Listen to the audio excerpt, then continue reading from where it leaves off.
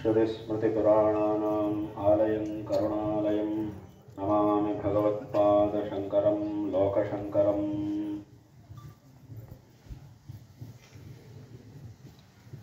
ಪರಮ ಪವಿತ್ರವಾದ ದತ್ತಾತ್ರೇಯ ಕ್ಷೇತ್ರವಾದ ಈ ಗಾಣಗಾಪುರಕ್ಕೆ ಇವತ್ತಿನ ದಿವಸ ನಮ್ಮ ಯಾತ್ರೆಯಲ್ಲಿ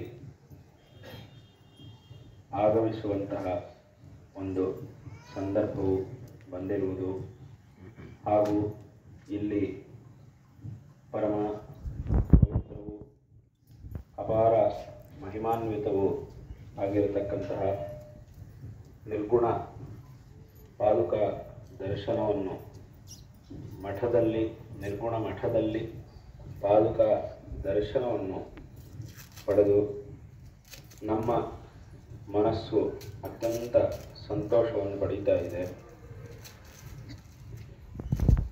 ಜಗದ್ಗುರು ಶ್ರೀ ಶಂಕರ ಭಗವತ್ಪಾದಾಚಾರ್ಯರು ನಮ್ಮ ಸನಾತನ ವೈದಿಕ ಧರ್ಮದ ಉದ್ಧಾರಕರು, ಪರಮೇಶ್ವರನ ಅವತಾರಿಗಳು ಆಗಿದ್ದಾರೆ.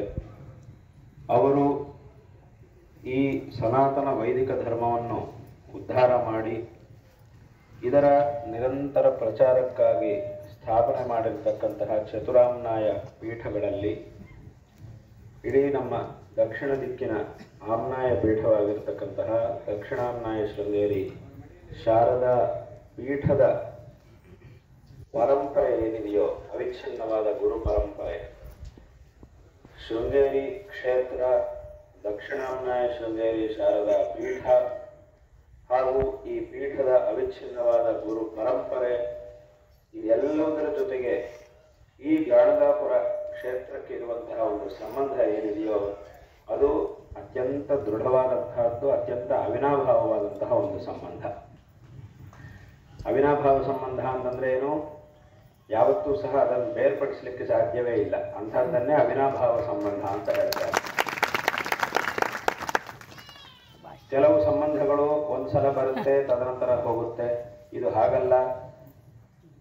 ಈ ಒಂದು ಕ್ಷೇತ್ರವು, ಈ ಸ್ಥಳವು, ಈ ಒಂದು ಪ್ರದೇಶವು ಯಾವಾಗಿಂದ ನರಸಿಂಹ ಸರಸ್ವತಿಗಳ ದಿವ್ಯ ಸಾನ್ನಿಧ್ಯದಿಂದ ತಪಸ್ಸಿನಿಂದ ಕ್ಷೇತ್ರವಾಗಿ ಪರಿಣಾಮವನ್ನು ಹೊಂದಿತೋ ಆವತ್ತಿನಿಂದಲೂ ಸಹ ಇದು ಶೃಂಗೇರಿ ಕ್ಷೇತ್ರದ ಜೊತೆಗೆ ಸಂಬಂಧವನ್ನು ಹೊಂದಿದೆ. ಹಾಗಾಗಿ ಇದು ಅವಿನಾಭಾವ ಸಂಬಂಧ ಅಂತ ಹೇಳುವುದು. ನಮ್ಮ ಸನಾತನ ಧರ್ಮದಲ್ಲಿ ಒಂದು ಭವ್ಯವಾದಂತಹ ಗುರು ಪರಂಪರೆ ಇದೆ. ಯಾವ ಒಂದು ಪರಮಾರ್ಥ ತತ್ವವನ್ನು ತಿಳಿದುಕೊಳ್ಳುವುದರಿಂದ ನಮ್ಮ ಜೀವನ ಅನ್ನೋದು ಸಾರ್ಥಕವಾಗುತ್ತೋ, ಎಲ್ಲ ವಿಧವಾದಂತಹ ದುಃಖಗಳಿಂದ ವಿಮುಕ್ತಿಯನ್ನು ಹೊಂದಿ ನಾವು ಮೋಕ್ಷವನ್ನು, ಪರಮ ಪುರುಷಾರ್ಥವಾಗಿರ್ತಕ್ಕಂತಹ ಮೋಕ್ಷವನ್ನು ನಾವು ಪಡೆಯುವುದಕ್ಕೆ ಸಾಧ್ಯವಾಗುತ್ತೋ ಅಂತಹ ತತ್ವೋಪದೇಶವನ್ನು ಮಾಡತಕ್ಕಂತಹ ಭವ್ಯವಾದ ಗುರು ಪರಂಪರೆ ಇದೆ. ಯಾವುದ ಗುರು ಪರಂಪರೆ ಅಂತಂದರೆ, ಇದರ ಬಗ್ಗೆನೇ ನಾವು ಹೇಳುವಾಗ ಒಂದು ಶ್ಲೋಕವನ್ನು, ಪ್ರಸಿದ್ಧವಾಗಿ ಒಂದು ಶ್ಲೋಕವನ್ನು ಹೇಳ್ತೀವಿ. ಸದಾಶಿವ ಸಮಾರಂಭಾಂ ಶಂಕರಾಚಾರ್ಯ ಮಧ್ಯಮಾಂ ಅಸ್ಮದಾಚಾರ್ಯ ಪರ್ಯಂತಾಂ ವಂದೇ ಗುರು ಪರಂಪರಾಂ ಅಂತ ಹೇಳ್ತೀವಿ. ಅಂದರೆ ಈ ಪರಂಪರೆ ಎಲ್ಲಿಂದ ಪ್ರಾರಂಭವಾಯಿತು ಅಂತಂದರೆ ಸಾಕ್ಷಾತ್ ಸದಾಶಿವನಿಂದ ಪ್ರಾರಂಭ ಆಯಿತು. ಅಂದರೆ ಪರಮಾತ್ಮನಿಂದ ಪ್ರಾರಂಭವಾಯಿತು. ಆ ಪರಮಾತ್ಮನಿಗೆ ಸದಾಶಿವ ಅಂತಲೂ ಹೆಸರು, ನಾರಾಯಣ ಅಂತಲೂ ಅದೇ ಪರಮಾತ್ಮ. ಹೀಗೆ ಆ ಪರಮಾತ್ಮನಿಂದ ಪ್ರಾರಂಭವಾಯಿತು ಈ ಒಂದು ಪರಂಪರೆ.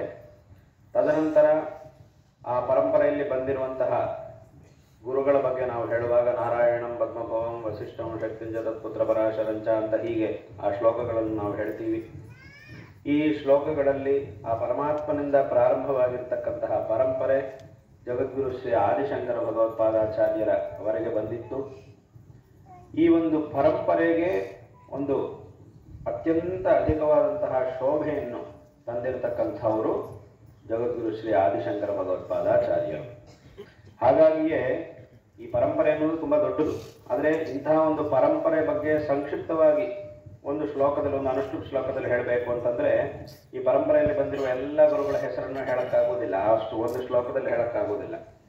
ಯಾವಾಗ ಯಾವುದಾದ್ರೂ ಒಂದು ವಿಷಯವನ್ನು ನಾವು ಸಂಕ್ಷಿಪ್ತವಾಗಿ ಹೇಳಬೇಕಾಗುತ್ತೋ ಆವಾಗ ಏನು ಮಾಡಬೇಕು ಅಂತಂದರೆ ಇದ್ದಿದ್ದರಲ್ಲೂ ತುಂಬ ಮುಖ್ಯವಾದದ್ದು ಏನು ವಿಚಾರ ಇರುತ್ತೋ ಅದನ್ನು ಮಾತ್ರ ಹೇಳಬೇಕಾಗುತ್ತೆ. ಹಾಗಾಗಿ ಈ ಶ್ಲೋಕದಲ್ಲಿ ಏನು ಮಾಡಿದ್ದಾರೆ ಅಂತಂದರೆ ಪರಂಪರೆಯ ಆರಂಭ ಎಲ್ಲಿಂದ ಆಯಿತು ಅದು ತುಂಬ ಪ್ರಧಾನವಾದಂತಹ ವಿಷಯ. ಹಾಗಾಗಿ ಅದರ ಬಗ್ಗೆ ಹೇಳಿದ್ದಾರೆ. ಸದಾಶಿವ ಸಮಾರಂಭ, ಈಶ್ವರನಿಂದ ಇದು ಆರಂಭ ಸ್ಥಾನ. ಮತ್ತು ಈಶ್ವರನಿಗೆ ಪುನಃ ಬೇರೆ ಯಾವ ಗುರು ಇರುವುದಿಲ್ಲ, ಬೇಕಾಗಿರುವುದೂ ಇಲ್ಲ.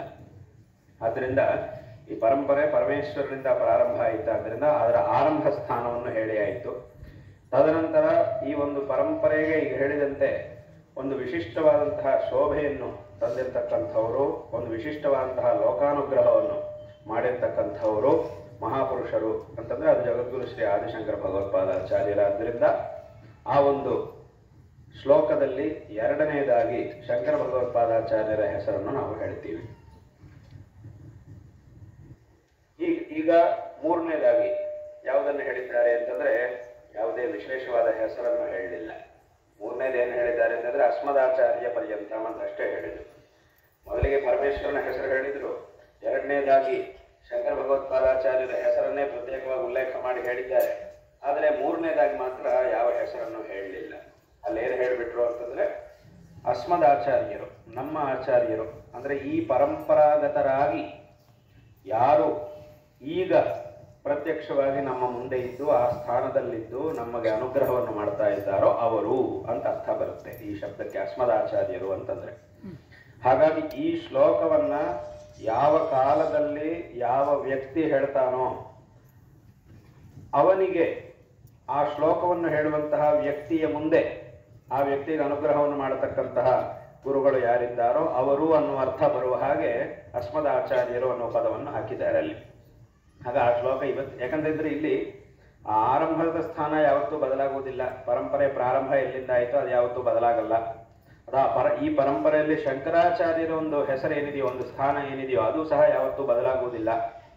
ಆದರೆ ಈಗ ನಮ್ಮ ಮುಂದೆ ಇರುವಂತಹ ಆಚಾರ್ಯರು ಆ ಒಂದು ತತ್ವವೂ ಸಹ ಬದಲಾಗುವುದಿಲ್ಲ. ಆದರೆ ಆ ಸ್ಥಾನದಲ್ಲಿ ಬರುವಂತಹ ವ್ಯಕ್ತಿಗಳು ಬದಲಾಗ್ತಾರೆ. ಆ ಪರಂಪರೆಯಲ್ಲಿ ಬಂದಿರುವಂತಹ ವ್ಯಕ್ತಿಗಳು, ಅವರ ಹೆಸರುಗಳು ಅದು ಬದಲಾಗಬಹುದು. ಆ ತತ್ವವೂ ಸಹ ಯಾವತ್ತೂ ಬದಲಾಗುವುದಿಲ್ಲ, ಗುರುತತ್ವ ಯಾವತ್ತೂ ಬದಲಾಗುವುದಿಲ್ಲ. ಆದರೆ ಆ ಪರಂಪರೆಯಲ್ಲಿ ಬಂದಿರುವಂತಹ ಆಚಾರ್ಯರು ಮಾತ್ರ ಬದಲಾಗ್ತಾ ಇರ್ತಾರೆ. ಹಿಂದೆ ಇದ್ದಂತಹ ಆಚಾರ್ಯರು ಅಂದ್ರೆ ಒಂದು 100 ವರ್ಷ ಹಿಂದೆ ಇದ್ದಂತಹ ಆಚಾರ್ಯರು, ಅವರ ಹೆಸರು ಅದು ಒಂದು ರೀತಿಯಾಗಿತ್ತು. ಈಗ ಇರುವಂತಹ ಆಚಾರ್ಯರ ಹೆಸರು ಅದು ಬೇರೆ. ಹಾಗಾಗಿ ಯಾವುದೇ ಒಂದು ಹೆಸರನ್ನು ಹೇಳದೆ ಯಾವ ಸಂದರ್ಭದಲ್ಲಿ ಭಕ್ತರು ಈ ಒಂದು ಶ್ಲೋಕವನ್ನು ಹೇಳಿದ್ರು ಆ ಸಂದರ್ಭದಲ್ಲಿ ಈ ಸ್ಥಾನವನ್ನು ಅಲಂಕರಿಸುವಂತಹ ಆಚಾರ್ಯರು ಅನ್ನೋ ಅರ್ಥ ಬರಲಿ ಅನ್ನೋದಕ್ಕೋಸ್ಕರ ಅಸ್ಮದಾಚಾರ್ಯ ಪರ್ಯಂತ. ಹೀಗೆ ಆ ಪರಮೇಶ್ವರನಿಂದ ಪ್ರಾರಂಭವಾಗಿ ಶಂಕರ ಭಗವತ್ಪಾದಾಚಾರ್ಯರಿಂದ ಒಂದು ವಿಶಿಷ್ಟವಾದಂತಹ ಶೋಭೆಯು ಈ ಪರಂಪರೆಗೆ ಉಂಟಾಗಿ ಅವಿಚ್ಛಿನ್ನವಾಗಿ ಬರ್ತಾ ಇರತಕ್ಕಂತಹ ಈ ಪರಂಪರೆಯಲ್ಲಿ ಇವತ್ತು ನಮ್ಮ ಕಾಲದಲ್ಲಿ ನಾವು ಯಾವ ಗುರುಗಳನ್ನು ನೋಡ್ತಾ ಇದ್ದೀವೋ ಅಂತಹ ಆಚಾರ್ಯರವರೆಗಿನ ಈ ಭವ್ಯವಾದ ಗುರು ಪರಂಪರೆ ಏನಿದೆಯೋ ಈ ಒಂದು ಪರಂಪರೆಗೆ ನಮ್ಮ ನಮಸ್ಕಾರ. ಒಂದೇ ಗುರು ಪರಂಪರಾ ಎಂಬುದಾಗಿ ಆ ಒಂದು ಶ್ಲೋಕದ ತಾತ್ಪರ್ಯ. ಇದನ್ನು ಯಾಕೆ ಹೇಳಕ್ಕೆ ಬಂದೆ ಅಂತಂದ್ರೆ, ಹೀಗೆ ಆ ಪರಮೇಶ್ವರನಿಂದ ಪ್ರಾರಂಭವಾಗಿರ್ತಕ್ಕಂತಹ ಈ ಅವಿಚ್ಛಿನ್ನವಾದ ಗುರು ಪರಂಪರೆ ಏನಿದೆಯೋ ಇದು ನಮ್ಮ ಒಂದು ಸನಾತನ ಧರ್ಮದ ಗುರು ಪರಂಪರೆ. ನಮ್ಮ ಸನಾತನ ಧರ್ಮದ ಒಂದು ನಿಜವಾದಂತಹ ಗುರು ಪರಂಪರೆ ಅಂತಂದ್ರೆ ಈ ಒಂದು ಗುರು ಪರಂಪರೆ. ಯಾವುದರ ಬಗ್ಗೆ ನಾವು ಈ ಸದಾಶಿವ ಸಮಾರಂಭ ಶ್ಲೋಕದಲ್ಲಿ ಹೇಳ್ತೀವೋ ಇದು ನಿಜವಾದಂತಹ ಒಂದು ಗುರು ಪರಂಪರೆ. ಇಂತಹ ಪರಂಪರೆಯಲ್ಲಿ ಬಂದಿರತಕ್ಕಂತಹ ಆಚಾರ್ಯರು, ಋಷಿಗಳು, ಪ್ರಾರಂಭದಲ್ಲಿ ಋಷಿಗಳ ಪರಂಪರೆ ಇತ್ತು. ಶಂಕರ ಗೌಡಪಾದಾಚಾರ್ಯರು, ಗೋವಿಂದ ಭಗವತ್ಪಾದಾಚಾರ್ಯರು, ಶಂಕರ ಭಗವತ್ಪಾದಾಚಾರ್ಯರು ಅವರ ಕಾಲದಲ್ಲಿ ಆ ಸನ್ಯಾಸಿಗಳ ಪರಂಪರೆಯು ಬಂತು. ಶುಕ ಮಹರ್ಷಿಗಳು ಅವರವರೆಗೆ ಅವರ ತನಕ ಆ ಋಷಿ ಪರಂಪರೆ ಅನ್ನೋದಿತ್ತು. ತದನಂತರ ಗೌಡಪಾದಾಚಾರ್ಯರು ಅವರಿಂದ ಸನ್ಯಾಸಿ ಪರಂಪರೆ ಅನ್ನೋದು ಪ್ರಾರಂಭವಾಯಿತು. ಯಾಕೆಂತಂದ್ರೆ ಸನ್ಯಾಸಿಗಳು, ಸನ್ಯಾಸಾಶ್ರಮಕ್ಕೆ ಅಪಾರವಾದಂತಹ ವೈಶಿಷ್ಟ್ಯ ಇದೆ ಈ ಪರಂಪರೆಯಲ್ಲಿ. ಅದರಿಂದಲೇ ಭಗವಂತನೂ ಸಹ ಪರಮೇಶ್ವರನೂ ಸಹ ಶಂಕರಾಚಾರ್ಯರಾಗಿ ಅವತಾರವನ್ನು ಮಾಡಿ ಸನ್ಯಾಸಿಗಳಾಗಿ ಸನ್ಯಾಸಾಶ್ರಮವನ್ನು ಸ್ವೀಕರಿಸಿ ಈ ಧರ್ಮದ ಉದ್ಧಾರವನ್ನು ಮಾಡಿ ಲೋಕಾನುಗ್ರಹವನ್ನು ಮಾಡಿದ್ದಾರೆ. ಯಾಕೆ ಅಂತಂದ್ರೆ ಇಡೀ ಪ್ರಪಂಚದಲ್ಲಿ ಸನ್ಯಾಸಾಶ್ರಮಕ್ಕೆ ಇರುವಂತಹ ಒಂದು ಮಾಹಾತ್ಮ್ಯ ಅದು ಅಪಾರವಾದದ್ದು. ಯಾಕಂದ್ರೆ ಅದರ ಮೇಲೆ ಪುನಃ ಇನ್ನೊಂದು ಯಾವ ಆಶ್ರಮವೂ ಇಲ್ಲ. ಬೇರೆ ಎಲ್ಲ ಆಶ್ರಮಗಳ ಮೇಲೆ ಇನ್ನೊಂದು ಆಶ್ರಮ ಇದೆ, ಆದರೆ ಸನ್ಯಾಸಾಶ್ರಮದ ಮೇಲೆ ಬೇರೆ ಯಾವುದೇ ವಿಧವಂತಹ ಆಶ್ರಮ ಅನ್ನೋದಿಲ್ಲ. ಅದು ಎಲ್ಲದಕ್ಕಿಂತಲೂ ಶ್ರೇಷ್ಠವಾದಂತಹ ಆಶ್ರಮ. ಹಾಗಾಗಿ ಭಗವಂತ ಅಂತಹ ಸನ್ಯಾಸಾಶ್ರಮದಲ್ಲಿ ಈ ಒಂದು ಧರ್ಮದ ಉದ್ಧಾರವನ್ನು ಶಂಕರ ಭಗವತ್ಪಾದಾಚಾರ್ಯರ ರೂಪದಲ್ಲಿ ಮಾಡಿದ್ದಾನೆ. ಹಾಗೆ ಶಂಕರರೂ ಸಹ ಈ ಪರಂಪರೆಯು ನಿರಂತರವಾಗಿ ಮುಂದುವರಿಬೇಕು ಅನ್ನುವಂತಹ ಉದ್ದೇಶದಿಂದ ಚತುರಾಮ್ನಾಯ ಪೀಠಗಳನ್ನು ಸ್ಥಾಪನೆ ಮಾಡಿ ಆ ಪೀಠಗಳಲ್ಲಿ ತಮ್ಮ ಶಿಷ್ಯರಾಗಿರ್ತಕ್ಕಂತಹ ಸನ್ಯಾಸಿಗಳನ್ನೇ ಪುನಃ ನೇಮಕ ಮಾಡಿ ಆಯಾ ಪೀಠಗಳಲ್ಲಿ ಆ ಒಂದು ಪರಂಪರೆಯು ಭವ್ಯವಾಗಿ ಮುಂದುವರಿಯುವಂತೆ ಮಾಡಿದ್ದಾರೆ. ಅದರಲ್ಲಿ ವಿಶೇಷವಾಗಿ ಪೂರ್ವ ದಿಕ್ಕಿನಲ್ಲಿ ಪುರಿ ಕ್ಷೇತ್ರದಲ್ಲಿ ಹಸ್ತಾಮಲಕಾಚಾರ್ಯರನ್ನು, ದಕ್ಷಿಣ ದಿಕ್ಕಿನಲ್ಲಿ ಶೃಂಗೇರಿ ಕ್ಷೇತ್ರದಲ್ಲಿ ಸುರೇಶ್ವರಾಚಾರ್ಯರನ್ನು, ಪಶ್ಚಿಮ ದಿಕ್ಕಿನಲ್ಲಿ ದ್ವಾರಕಾ ಕ್ಷೇತ್ರದಲ್ಲಿರುವಂತಹ ಆಮ್ನಾಯ ಪೀಠದಲ್ಲಿ ಪದ್ಮಪಾದಾಚಾರ್ಯರನ್ನು ಹಾಗೂ ಉತ್ತರ ದಿಕ್ಕಿನಲ್ಲಿ ಬದರಿ ಕ್ಷೇತ್ರದಲ್ಲಿರುವಂತಹ ಜ್ಯೋತಿಷ್ ಪೀಠದಲ್ಲಿ ತೋಟಕಾಚಾರ್ಯರನ್ನು ಅಧಿಪತಿಗಳನ್ನಾಗಿ ನೇಮಿಸಿದರು. ತದನಂತರ ಹೀಗೆ ಒಂದು ಭವ್ಯವಾದ ಗುರು ಪರಂಪರೆ ಮುಂದುವರಿಯುವಂತೆ ಶಂಕರರು ಒಂದು ವಿಶಿಷ್ಟವಾದ ವ್ಯವಸ್ಥೆಯನ್ನು ಮಾಡಿದ್ದಾರೆ. ಇಲ್ಲಿ ಸನ್ಯಾಸಿಗಳನ್ನೇ ಶಂಕರಾಚಾರ್ಯರು ಯಾಕೆ ಅಧಿಪತಿಗಳನ್ನಾಗಿ ನೇಮಿಸಿದ್ದಾರೆ? ಧರ್ಮ ಪ್ರಚಾರ ಮಾಡಬೇಕಾದಂತಹ ಒಂದು ದೊಡ್ಡ ಜವಾಬ್ದಾರಿ ಇರತಕ್ಕಂತಹ ಈ ಪೀಠಾಧಿಪತಿ ಸ್ಥಾನದಲ್ಲಿ ಸನ್ಯಾಸಿಗಳಾಗಿರ್ತಕ್ಕಂಥವರನ್ನು ಯಾಕೆ ಅಧಿಪತಿಗಳನ್ನಾಗಿ ನೇಮಿಸಿದ್ದಾರೆ ಅಂತಂದ್ರೆ, ಈಗ ಹೇಳಿದಂತೆ ಸನ್ಯಾಸಿಗಳಾಗಿರ್ತಕ್ಕಂಥವರು ಅವರಿಗಿರ್ತಕ್ಕಂತಹ ಒಂದು ಸ್ಥಾನ ಅಪಾರವಾದದ್ದು. ಮತ್ತೆ ಒಬ್ಬ ಸನ್ಯಾಸಿಯು ಹೇಗಿರಬೇಕು, ಸನ್ಯಾಸಿ ಹೇಗಿರ್ತಾನೆ ಅಂತ ಕೇಳಿದ್ರೆ, ಯಾವುದೇ ವಿಧವಾದಂತಹ ಲೌಕಿಕವಾದ ವಿಚಾರಗಳು ಇಲ್ಲದೆ ಸರ್ವಸಂಗ ಪರಿತ್ಯಾಗವನ್ನು ಮಾಡಿ ನಿರಂತರ ವೇದಾಂತ ಚಿಂತನೆ, ಬ್ರಹ್ಮಚಿಂತನೆಯನ್ನು ಮಾಡುತ್ತಾ ತನ್ನ ಅನುಷ್ಠಾನಾದಿಗಳನ್ನು ಮಾಡುತ್ತಾ ಎಲ್ಲರನ್ನೂ ಸಹ ಸಮಾನವಾದಂತಹ ದೃಷ್ಟಿಯಿಂದ ನೋಡ್ತಾ ಯಾರಿಗೆ ಯಾವ ಮಾರ್ಗವು ಸೂಕ್ತವೋ ಅಂತಹ ಒಂದು ಮಾರ್ಗವನ್ನು ಉಪದೇಶ ಮಾಡುವಂತಹ ಸಾಮರ್ಥ್ಯವನ್ನು ಹೊಂದಿದವರಾಗಿ ಭಕ್ತರಿಗೆ ಸನ್ಮಾರ್ಗ ದರ್ಶನವನ್ನು ಉಪದೇಶ ಮಾಡುವವರಾಗಿರ್ತಾರೆ. ಯಾವುದೇ ವಿಧವಾದಂತಹ ರಾಗದ್ವೇಷಗಳಿಲ್ಲದೆ ಭಕ್ತರಿಗೆ ಅನುಗ್ರಹವನ್ನು ಮಾಡುವವರಾಗಿರ್ತಾರೆ. ಅಂದ್ರೆ ಇದೆಲ್ಲ ನಿಜವಾದ ಸನ್ಯಾಸಿಗಳ ಬಗ್ಗೆ ನಾವು ಹೇಳ್ತಾ ಇರೋದು. ನಿಜವಾದಂತಹ ಬರೀ ವೇಷ ಹಾಕೊಂಡು ಮಾತ್ರಕ್ಕೆ ಯಾರು ಸನ್ಯಾಸ ಆಗ್ಲಿಕ್ಕೆ ಸಾಧ್ಯ ಆಗುವುದಿಲ್ಲ.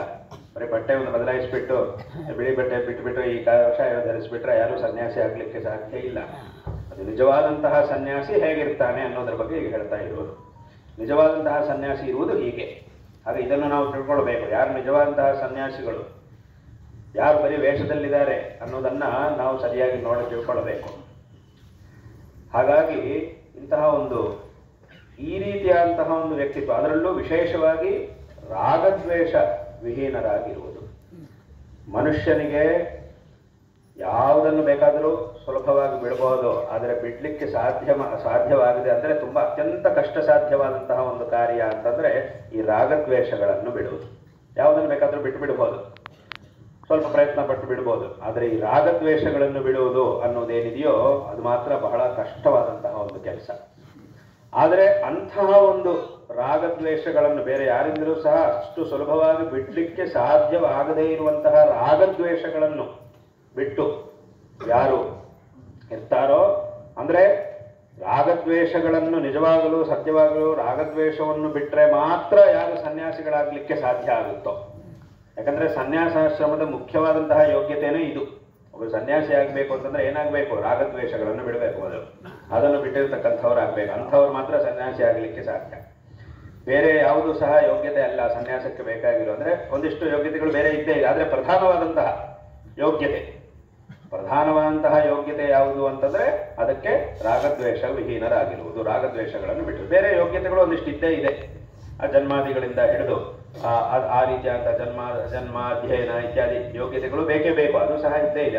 ಅದರಲ್ಲೂ ಸಹ ಪ್ರಧಾನವಾಗಿ ಪರಿಗಣನೆಗೆ ಅಂದ್ರೆ ಅಸಾಧಾರಣವಾದಂತಹ ಒಂದು ಯೋಗ್ಯತೆ ಅಂತಂದ್ರೆ ಅದು ಈ ರಾಗದ್ವೇಷಗಳನ್ನು ಬಿಡುವುದು ಅನ್ನೋದು. ಅದರಿಂದ ಇಂತಹ ಅಸಾಧ್ಯವಾದ ಅಂದ್ರೆ ಬಹಳ ಕಷ್ಟ ಸಾಧ್ಯವಾದಂತಹ ರಾಗದ್ವೇಷ ಪರಿತ್ಯಾಗವನ್ನು ಯಾರು ಮಾಡಿರ್ತಾರೋ ಅವರಿಗೆ ನಿಜವಾದಂತಹ ಸನ್ಯಾಸದ ಯೋಗ್ಯತೆ ಅನ್ನೋದಿರುತ್ತೆ. ಬೇರೆ ಯಾವುದೋ ಪಾಂಡಿತ್ಯಾದಿಗಳು ಸೌಂದರ್ಯಾದಿಗಳು ಅದ್ಯಾವುದೂ ಅಲ್ಲ. ಯಾಕಂದ್ರೆ ಪಾಂಡಿತ್ಯಾದಿಗಳು ಅದು ಎಲ್ಲರಿಗೂ ಇರುತ್ತೆ. ಗೃಹಸ್ಥರಿಗೂ ಪಾಂಡಿತ್ಯ ಇದ್ದೇ ಇರುತ್ತೆ, ಗೃಹಸ್ಥರಾಗಿರತಕ್ಕಂಥವ್ರಿಗೂ ಪಾಂಡಿತ್ಯ ಇರುತ್ತೆ, ಅದೆಲ್ಲರಿಗೂ ಇದ್ದೇ ಇರುತ್ತೆ. ಆದರೆ ಹೇಗೆ ಸನ್ಯಾಸಿ ಆಗಬೇಕು ಅಂತಂದ್ರೆ ರಾಗದ್ವೇಷಗಳನ್ನು ಬಿಟ್ಟರೆ ಮಾತ್ರ ಸನ್ಯಾಸಿ ಆಗ್ಲಿಕ್ಕೆ ಸಾಧ್ಯ ಅಂತ ಇದೆಯೋ ಆ ರೀತಿಯಾಗಿ ಬೇರೆ ಆಶ್ರಮಗಳಿಗಿಲ್ಲ. ರಾಗದ್ವೇಷಗಳನ್ನು ಬಿಟ್ಟರೆ ಮಾತ್ರ ಗೃಹಸ್ಥರಾಗ್ಲಿಕ್ಕೆ ಸಾಧ್ಯ ಅಂತ ಹೇಳಲಿಕ್ಕೆ ಆಗುವುದಿಲ್ಲ. ಯಾಕಂದ್ರೆ ಗೃಹಸ್ಥ ಆಶ್ರಮಕ್ಕೆ ಆ ನಿಯಮ ಏನೂ ಇಲ್ಲ. ಮತ್ತೆ ರಾಗದ್ವೇಷಗಳನ್ನು ಬಿಟ್ಬಿಟ್ರೆ ಇನ್ನು ಗೃಹಸ್ಥರಾಗ್ಲೂ ಅವಶ್ಯಕತೆನೇ ಇಲ್ಲ, ಅವ್ರ ಸನ್ಯಾಸವನ್ನೇ ತಗೊಳ್ಬಹುದು. ಆದ್ರಿಂದ ರಾಗದ್ವೇಷಗಳನ್ನು ಬಿಟ್ಟ ಮೇಲೆ ಇನ್ನು ಗೃಹಸ್ಥರಾಗುವುದು ಯಾಕೆ? ಆದ್ರಿಂದ ಹೇಗೆ ಈ ಒಂದು ಆಶ್ರಮಕ್ಕೆ ಇಂತಹ ಒಂದು ಯೋಗ್ಯತೆ ಬೇಕಾಗಿದೆಯೋ ಆ ರೀತಿಯಾಗಿ ಬೇರೆ ಯಾವುದಕ್ಕೂ ಬೇರೆ ಆಶ್ರಮಗಳಿಗೆ ಅವಶ್ಯಕತೆ ಇಲ್ಲ. ಬ್ರಹ್ಮಚರ್ಯದಲ್ಲಿರ್ಲಿಕ್ಕೂ ರಾಗದ್ವೇಷಗಳನ್ನು ಬಿಟ್ಟಿರಬೇಕು ಅಂತಿಲ್ಲ. ಅಂದ್ರೆ ರಾಗದ್ವೇಷಗಳನ್ನ ನಿಯಂತ್ರಣದಲ್ಲಿಟ್ಟುಕೊಳ್ಬೇಕು ಅನ್ನೋದು ಮಾತ್ರ ಎಲ್ಲರಿಗೂ ಬೇಕೇ ಬೇಕು. ಅದು ನಿಯಂತ್ರಣದಲ್ಲಿರಬೇಕು ಅನ್ನೋ ಉಪದೇಶ ಅದು ಬ್ರಹ್ಮಚಾರಿ ಇರ್ಬೋದು, ಗೃಹಸ್ಥ ಇರ್ಬೋದು, ವಾನಪ್ರಸ್ಥ ಇರ್ಬೋದು, ಸನ್ಯಾಸಿ ಇರ್ಬೋದು, ಎಲ್ಲರಿಗೂ ಅದು ಸಾಧಾರಣವಾದಂತಹ ಉಪದೇಶ.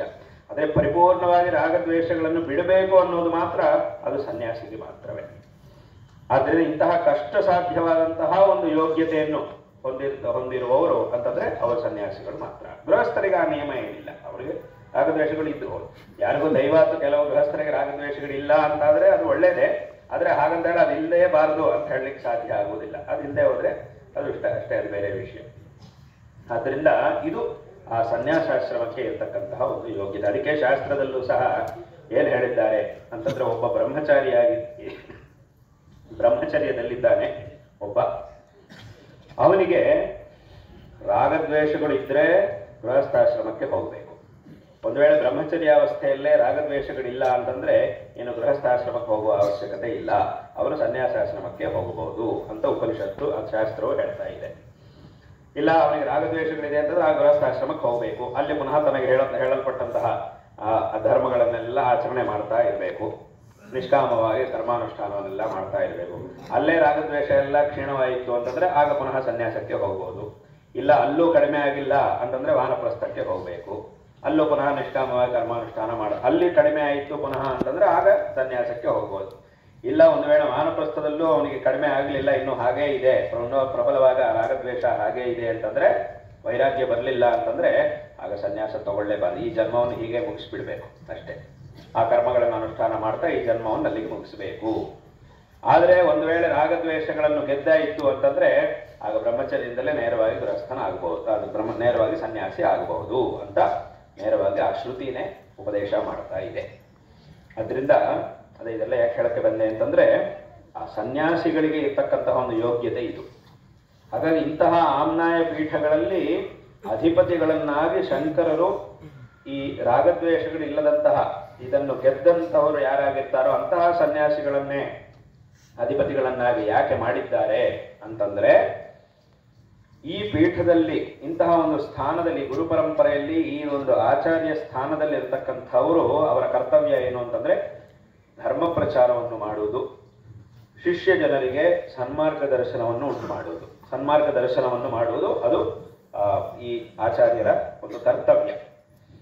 ಹಾಗಾಗಿ ಸನ್ಮಾರ್ಗವನ್ನು ಉಪದೇಶ ಮಾಡಬೇಕು ಅಂತಂದ್ರೆ ಈ ರಾಗದ್ವೇಷಗಳು ಇಲ್ಲದೆ ಇದ್ದಾಗ ಮಾತ್ರವೇ ಶಿಷ್ಯರಿಗೆ ಸರಿಯಾಗಿ ಮಾರ್ಗದರ್ಶನವನ್ನು ಮಾಡಲಿಕ್ಕೆ ಸಾಧ್ಯ ಆಗುತ್ತೆ. ಇಲ್ಲದೆ ಹೋದ್ರೆ ಏನಾಗುತ್ತೆ, ಏನ್ ತೊಂದರೆ ಆಗುತ್ತೆ ಅಂತಂದ್ರೆ, ಈಗ ಒಬ್ಬ ಉಪದೇಶಕ್ಕೆ ತುಂಬಾ ಯೋಗ್ಯನಾಗಿದ್ದಾನೆ ಒಬ್ಬ ಶಿಷ್ಯ, ಆದ್ರೆ ಏನೋ ಕಾರಣಕ್ಕೆ ಅವನ ಮೇಲೆ ದ್ವೇಷ ಬಂತು ಗುರುವಿಗೆ, ಆಗ ಅವನಿಗೆ ಉಪದೇಶ ಮಾಡುವುದೇ ಇಲ್ಲ. ಯಾಕಂದ್ರೆ ಏನೋ ಕಾರಣ, ಅದು ಹೇಗೆ ಶಿಷ್ಯ ಅಂತಂದ ಮೇಲೆ ದ್ವೇಷ ಬರುತ್ತೆ, ಶಿಷ್ಯನಿಗೂ ಗುರುಗೂ ದ್ವೇಷ ಬರುತ್ತೆ ಅಂದ್ರೆ ಬರ್ಲಿಕ್ಕೆ ಸಾಧ್ಯತೆ ಇದೆ. ಹಾಗಾಗಿ ಉಪನಿಷತ್ತಿನಲ್ಲಿ ನಾವು ಪ್ರಾರ್ಥನೆ ಮಾಡೋದು ಏನು, ಮಾವಿದ್ವಿಷಾವಹೈ ಅಂತ ಪ್ರಾರ್ಥನೆ ಮಾಡೋದು ಅದನ್ನೇ. ತೇಜಸ್ವಿನಾವಧೀತಮಸ್ತು ಮಾವಿದ್ವಿಷಾವಹೈ, ಇದು ಗುರು ಶಿಷ್ಯರಿಬ್ಬರ ಪ್ರಾರ್ಥನೆ. ಅದು ಈ ಉಪನಿಷತ್ತಿನಲ್ಲಿ ಶಾಂತಿ ಪಾಠದಲ್ಲಿ ನಾವು ಹೇಳೋದು ಸಹನಾವತು ಸಹನೋ ಭುನಕ್ತು ಸಹ ವೀರ್ಯಂಕರವಾವಹೈ ತೇಜಸ್ವಿನಾವಧೀತಮಸ್ತು ಮಾವಿದ್ವಿಷಾವಹೈ. ಈ ಪ್ರಾರ್ಥನೆ ಯಾರು ಮಾಡ್ತಿದ್ದಾರೆ? ಈ ಪ್ರಾರ್ಥನೆಯನ್ನು ಗುರು ಮತ್ತು ಶಿಷ್ಯರು ಇಬ್ಬರು ಸೇರಿ ಮಾಡ್ತಾ ಇದ್ದಾರೆ. ನಾವು ಅಂತಂದ್ರೆ ಇಬ್ಬರು, ನಮ್ಮಿಬ್ಬರು ಅಂತಂದ್ರೆ ಆ ಇಬ್ಬರು ಯಾರು ಅಂತಂದ್ರೆ ಗುರು ಮತ್ತು ಶಿಷ್ಯ. ಆದ್ರಿಂದ ಏನಾಗುತ್ತೆ ಅಂತಂದ್ರೆ ಯಾವುದೋ ಕಾರಣಕ್ಕೆ ಅಂದ್ರೆ ಏನಾಯ್ತು, ಅಲ್ಲಿಗೂ ಏನೋ ಸಂಭವ ಇದೆ.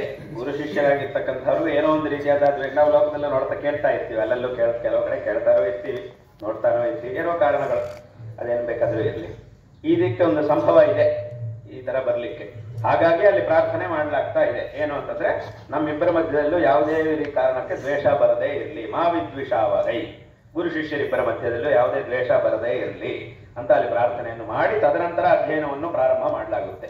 ಆ ಉಪನಿಷತ್ತು ಅದರ ತತ್ವದ ಅಧ್ಯಯನ, ಉಪನಿಷತ್ತುಗಳಲ್ಲಿ ಹೇಳಲ್ಪಟ್ಟಂತಹ ತತ್ವದ ಅಧ್ಯಯನ ಅನ್ನೋದನ್ನು ಪ್ರಾರಂಭ ಮಾಡಲಾಗುತ್ತೆ ಈ ಶಾಂತಿ ಪಾಠವನ್ನು ಹೇಳಿ. ಹಾಗಾಗಿ ಅಲ್ಲಿ ಏನಾಯ್ತು ಅಂತಂದ್ರೆ, ಈ ಗುರುವಿಗೆ ರಾಗ ಅಥವಾ ದ್ವೇಷ ಇದ್ದು ಬಿಟ್ರೆ, ಒಬ್ಬ ಯೋಗ್ಯನಾಗಿರ್ತಕ್ಕಂಥವನ ಮೇಲೆ ಯಾವುದೋ ಕಾರಣಕ್ಕೆ ದ್ವೇಷ ಬಂತು ಅಂದ್ರೆ ಅವನಿಗೆ ಒಳ್ಳೆ ಮಾರ್ಗ ಹೇಳ್ಕೊಡುವುದಿಲ್ಲ. ಒಬ್ಬ ಅಯೋಗ್ಯನಾಗಿರ್ತಕ್ಕಂಥವನ ಮೇಲೆ ರಾಗ ಬಂತು ಅಂತಂದ್ರೆ ಅವನಿಗೆ ಹೇಳ್ಕೊಡ್ಬಾರ್ದನ್ನೆಲ್ಲ ಹೇಳ್ಕೊಡುವುದು. ಯಾಕಂದ್ರೆ ಶಾಸ್ತ್ರದಲ್ಲೂ ನಿಯಮ ಇದೆ. ಯಾವುದಾದ್ರೂ ಒಂದು ತತ್ವವನ್ನು, ಒಂದು ವಿಚಾರವನ್ನು ಹೇಳ್ಕೊಡ್ಬೇಕು ಅಂತಂದ್ರೆ ಶಿಷ್ಯ ಅದಕ್ಕೆ ಯೋಗ್ಯನಾಗಿರ್ಬೇಕು.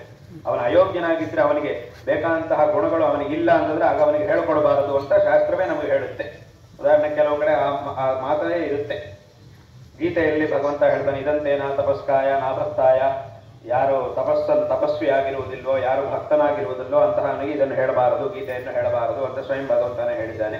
ಮತ್ತೆ ಶ್ರುತಿನೂ ಹೇಳುತ್ತೆ, ಇದಂ ಅಥರ್ವಶೀರ್ಷಂ ಅಶಿಷ್ಯಾಯ ನದೇಯಂ. ಆ ಅಥರ್ವಶೀರ್ಷ ಪಾರಾಯಣ ಮಾಡುವಾಗ ಅದು ಬರುತ್ತೆ, ಯಾರು ಅಯೋಗ್ಯನಾಗಿದ್ದಾನೋ ಅಂಥವನಿಗೆ ಇದನ್ನು ಹೇಳ್ಕೊಡಬಾರದು, ಅಶಿಷ್ಯಾಯ ನದೇಯಂ ಅಂತ. ಅಂದ್ರೆ ಅದನ್ನು ಅಧ್ಯಯನ ಮಾಡಲಿಕ್ಕೆ ಬೇಕಾದಂತಹ ಕೆಲವು ಗುಣಗಳನ್ನು, ಯೋಗ್ಯತೆಗಳನ್ನು ಶಾಸ್ತ್ರವು ಹೇಳಿದೆ, ಅದಿರುವವರಿಗೆ ಕೊಡಬೇಕು ಅಂತ ಹೇಳ್ತಾ ಇದೆ ಉಪನಿಷತ್ತು. ಆ ಒಂದು ಅಥರ್ವಶೀರ್ಷ ಮಂತ್ರವು ಹೇಳ್ತಾ ಇದೆ. ಆದ್ರಿಂದ ಯಾರು ಅಯೋಗ್ಯನಾಗಿದ್ದಾನೋ, ಇವರಿಗೆ ಅವನ ಮೇಲೆ ಇರೋ ಕಾರಣಕ್ಕೆ ರಾಗ ಇದೆ ಅಂತಂದ ಮೇಲೆ ಆವಾಗ ಅವನಿಗೆ ಹೇಳ್ಬಾರದನ್ನೆಲ್ಲ ಹೇಳುವುದು, ಹಿಂಗಿದ್ದೆಲ್ಲ ಆಯ್ತು ಅಂದ್ರೆ ಇದರಿಂದ ತುಂಬಾ ಅನರ್ಥ ಆಗುತ್ತೆ. ಹಾಗಾಗಿ ಶಂಕರರು ಏನ್ ಮಾಡಿದ್ದಾರೆ ಅಂತಂದ್ರೆ ಸನ್ಯಾಸಿಗಳನ್ನ ಅಧಿಪತಿಗಳನ್ನಾಗಿ ಮಾಡಿದ್ದಾರೆ.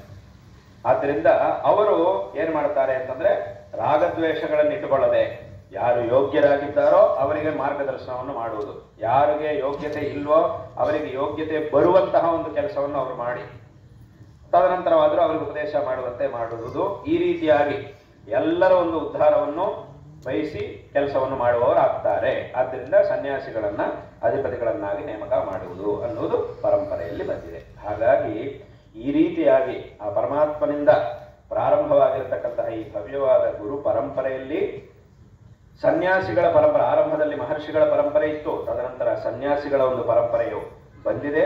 ಗೌಡಪಾದಾಚಾರ್ಯರು, ಗೋವಿಂದ ಭಗವತ್ಪಾದಾಚಾರ್ಯರು, ಗೌಡಪಾದಾಚಾರ್ಯರಿಂದ ಇಲ್ಲಿ ಸನ್ಯಾಸದ ಒಂದು ಪರಂಪರೆ ಪ್ರಾರಂಭವಾಯಿತು.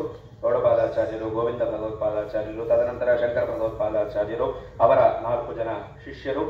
ಆ 4 ಜನ ಶಿಷ್ಯರನ್ನ ಅವರು 4 ಆಮ್ನಾಯ ಪೀಠಗಳಲ್ಲಿ ಅಧಿಪತಿಗಳನ್ನಾಗಿ ಮಾಡಿದ್ದಾರೆ. ಹಾಗಾಗಿ ತದನಂತರ ಏನಾಯಿತು, ಈ ಪರಂಪರೆ ನಾವು ಎಲ್ಲಿ ನೋಡುವುದಕ್ಕೆ ಸಾಧ್ಯ ಆಗುತ್ತೆ ಅಂತಂದ್ರೆ ಆ ಆಮ್ನಾಯ ಪೀಠಗಳಲ್ಲಿ ಬಂದಿರುವಂತಹ ಪರಂಪರೆ ಏನಿದೆಯೋ ಅಲ್ಲಿ ನಾವು ಈ ಪರಂಪರೆಯನ್ನು ನೋಡುವುದಕ್ಕೆ ಸಾಧ್ಯ ಆಗುತ್ತೆ. ಹೀಗೆ ಆ ಒಂದು ಆಮ್ನಾಯ ಪೀಠ ಪರಂಪರೆಯಲ್ಲಿ ವಿಶೇಷವಾಗಿ ಅದರಲ್ಲೂ ಈ ದಕ್ಷಿಣಾಮ್ನಾಯ ಶೃಂಗೇರಿ ಶಾರದಾ ಪೀಠ ಪರಂಪರೆಯಲ್ಲಿ ಜಗದ್ಗುರು ಶ್ರೀ ಶ್ರೀ ಶಂಕರ ಭಗವತ್ಪಾದಾಚಾರ್ಯರು, ತದನಂತರ ಅವರು ಸುರೇಶ್ವರಾಚಾರ್ಯರು, ಹೀಗೆ ಬಂದಿರುವಂತಹ ಅವಿಚ್ಛಿನ್ನವಾದಂತಹ ಪರಂಪರೆಯಲ್ಲಿ ಈ ಪೀಠದ 10ನೇ ಅಧಿಪತಿಗಳು ಜಗದ್ಗುರು ಶ್ರೀ ವಿದ್ಯಾತೀರ್ಥ ಮಹಾಸ್ವಾಮಿಗಳವರು. ಈಗ ಶೃಂಗೇರಿ ಅಂದ ತಕ್ಷಣ ನಮ್ಮೊಂದು ದೇವಸ್ಥಾನ ಜ್ಞಾಪಕ ಬರುತ್ತೆ, ಶಿಲಾಮೇವ ಅಂತಹ ದೊಡ್ಡ ದೇವಸ್ಥಾನ ನಮಗೆ ಜ್ಞಾಪಕಕ್ಕೆ ಬರುತ್ತೆ. ನಾವು ತುಂಬಾ ಚಿತ್ರಗಳಲ್ಲೂ ತುಂಬಾ ಜನ ನೋಡಿರ್ತೀವಿ. ಆ ಒಂದು ದೇವಸ್ಥಾನ ಏನಿದೆಯೋ ಅದು ವಿದ್ಯಾಶಂಕರ ದೇವಸ್ಥಾನ ಅಂತ ಗೊತ್ತಿದೆ, ತುಂಬಾ ಜನ ಇತಿಹಾಸ ತಿಳಿದವರೆಲ್ಲರಿಗೂ ಗೊತ್ತಿದೆ.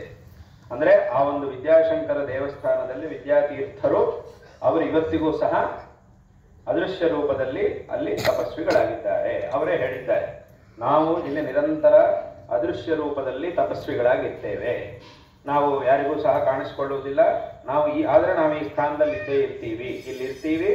ನಾವು ನಮ್ಮ ನಂತರ ಬರುವಂತಹ ಎಲ್ಲ ಈ ಪೀಠದ ಅಧಿಪತಿಗಳಿಗೆ ನಾವು ಅನುಗ್ರಹವನ್ನು ಮಾಡ್ತೀವಿ, ನಾವು ಇಲ್ಲೇ ಇದ್ದು ತಪಸ್ಸನ್ನು ಮಾಡ್ತಾ ಇರ್ತೀವಿ, ಎಲ್ಲರಿಗೂ ಆಶೀರ್ವಾದವನ್ನು ನಾವು ಮಾಡ್ತೀವಿ, ಅನುಗ್ರಹವನ್ನು ಮಾಡ್ತಾ ಇರ್ತೀವಿ ಎಂಬುದಾಗಿ ಅವರು ಅಪ್ಪಣೆ ಕೊಡಿಸಿದ್ರು. ಈ ಒಂದು ಸ್ಥಾನದಲ್ಲಿ ಎಲ್ಲೇ ನಾವು ಅದೃಶ್ಯರಾಗಿ ಇದ್ದೇವೋ ಈ ಒಂದು ಸ್ಥಾನದಲ್ಲಿ ಒಂದು ಶಿವಲಿಂಗದ ಪ್ರತಿಷ್ಠಾಪನೆ ಆಗಲಿ ಎಂಬುದಾಗಿ ಅವರು ಅಪ್ಪಣೆ ಮಾಡಿದರು.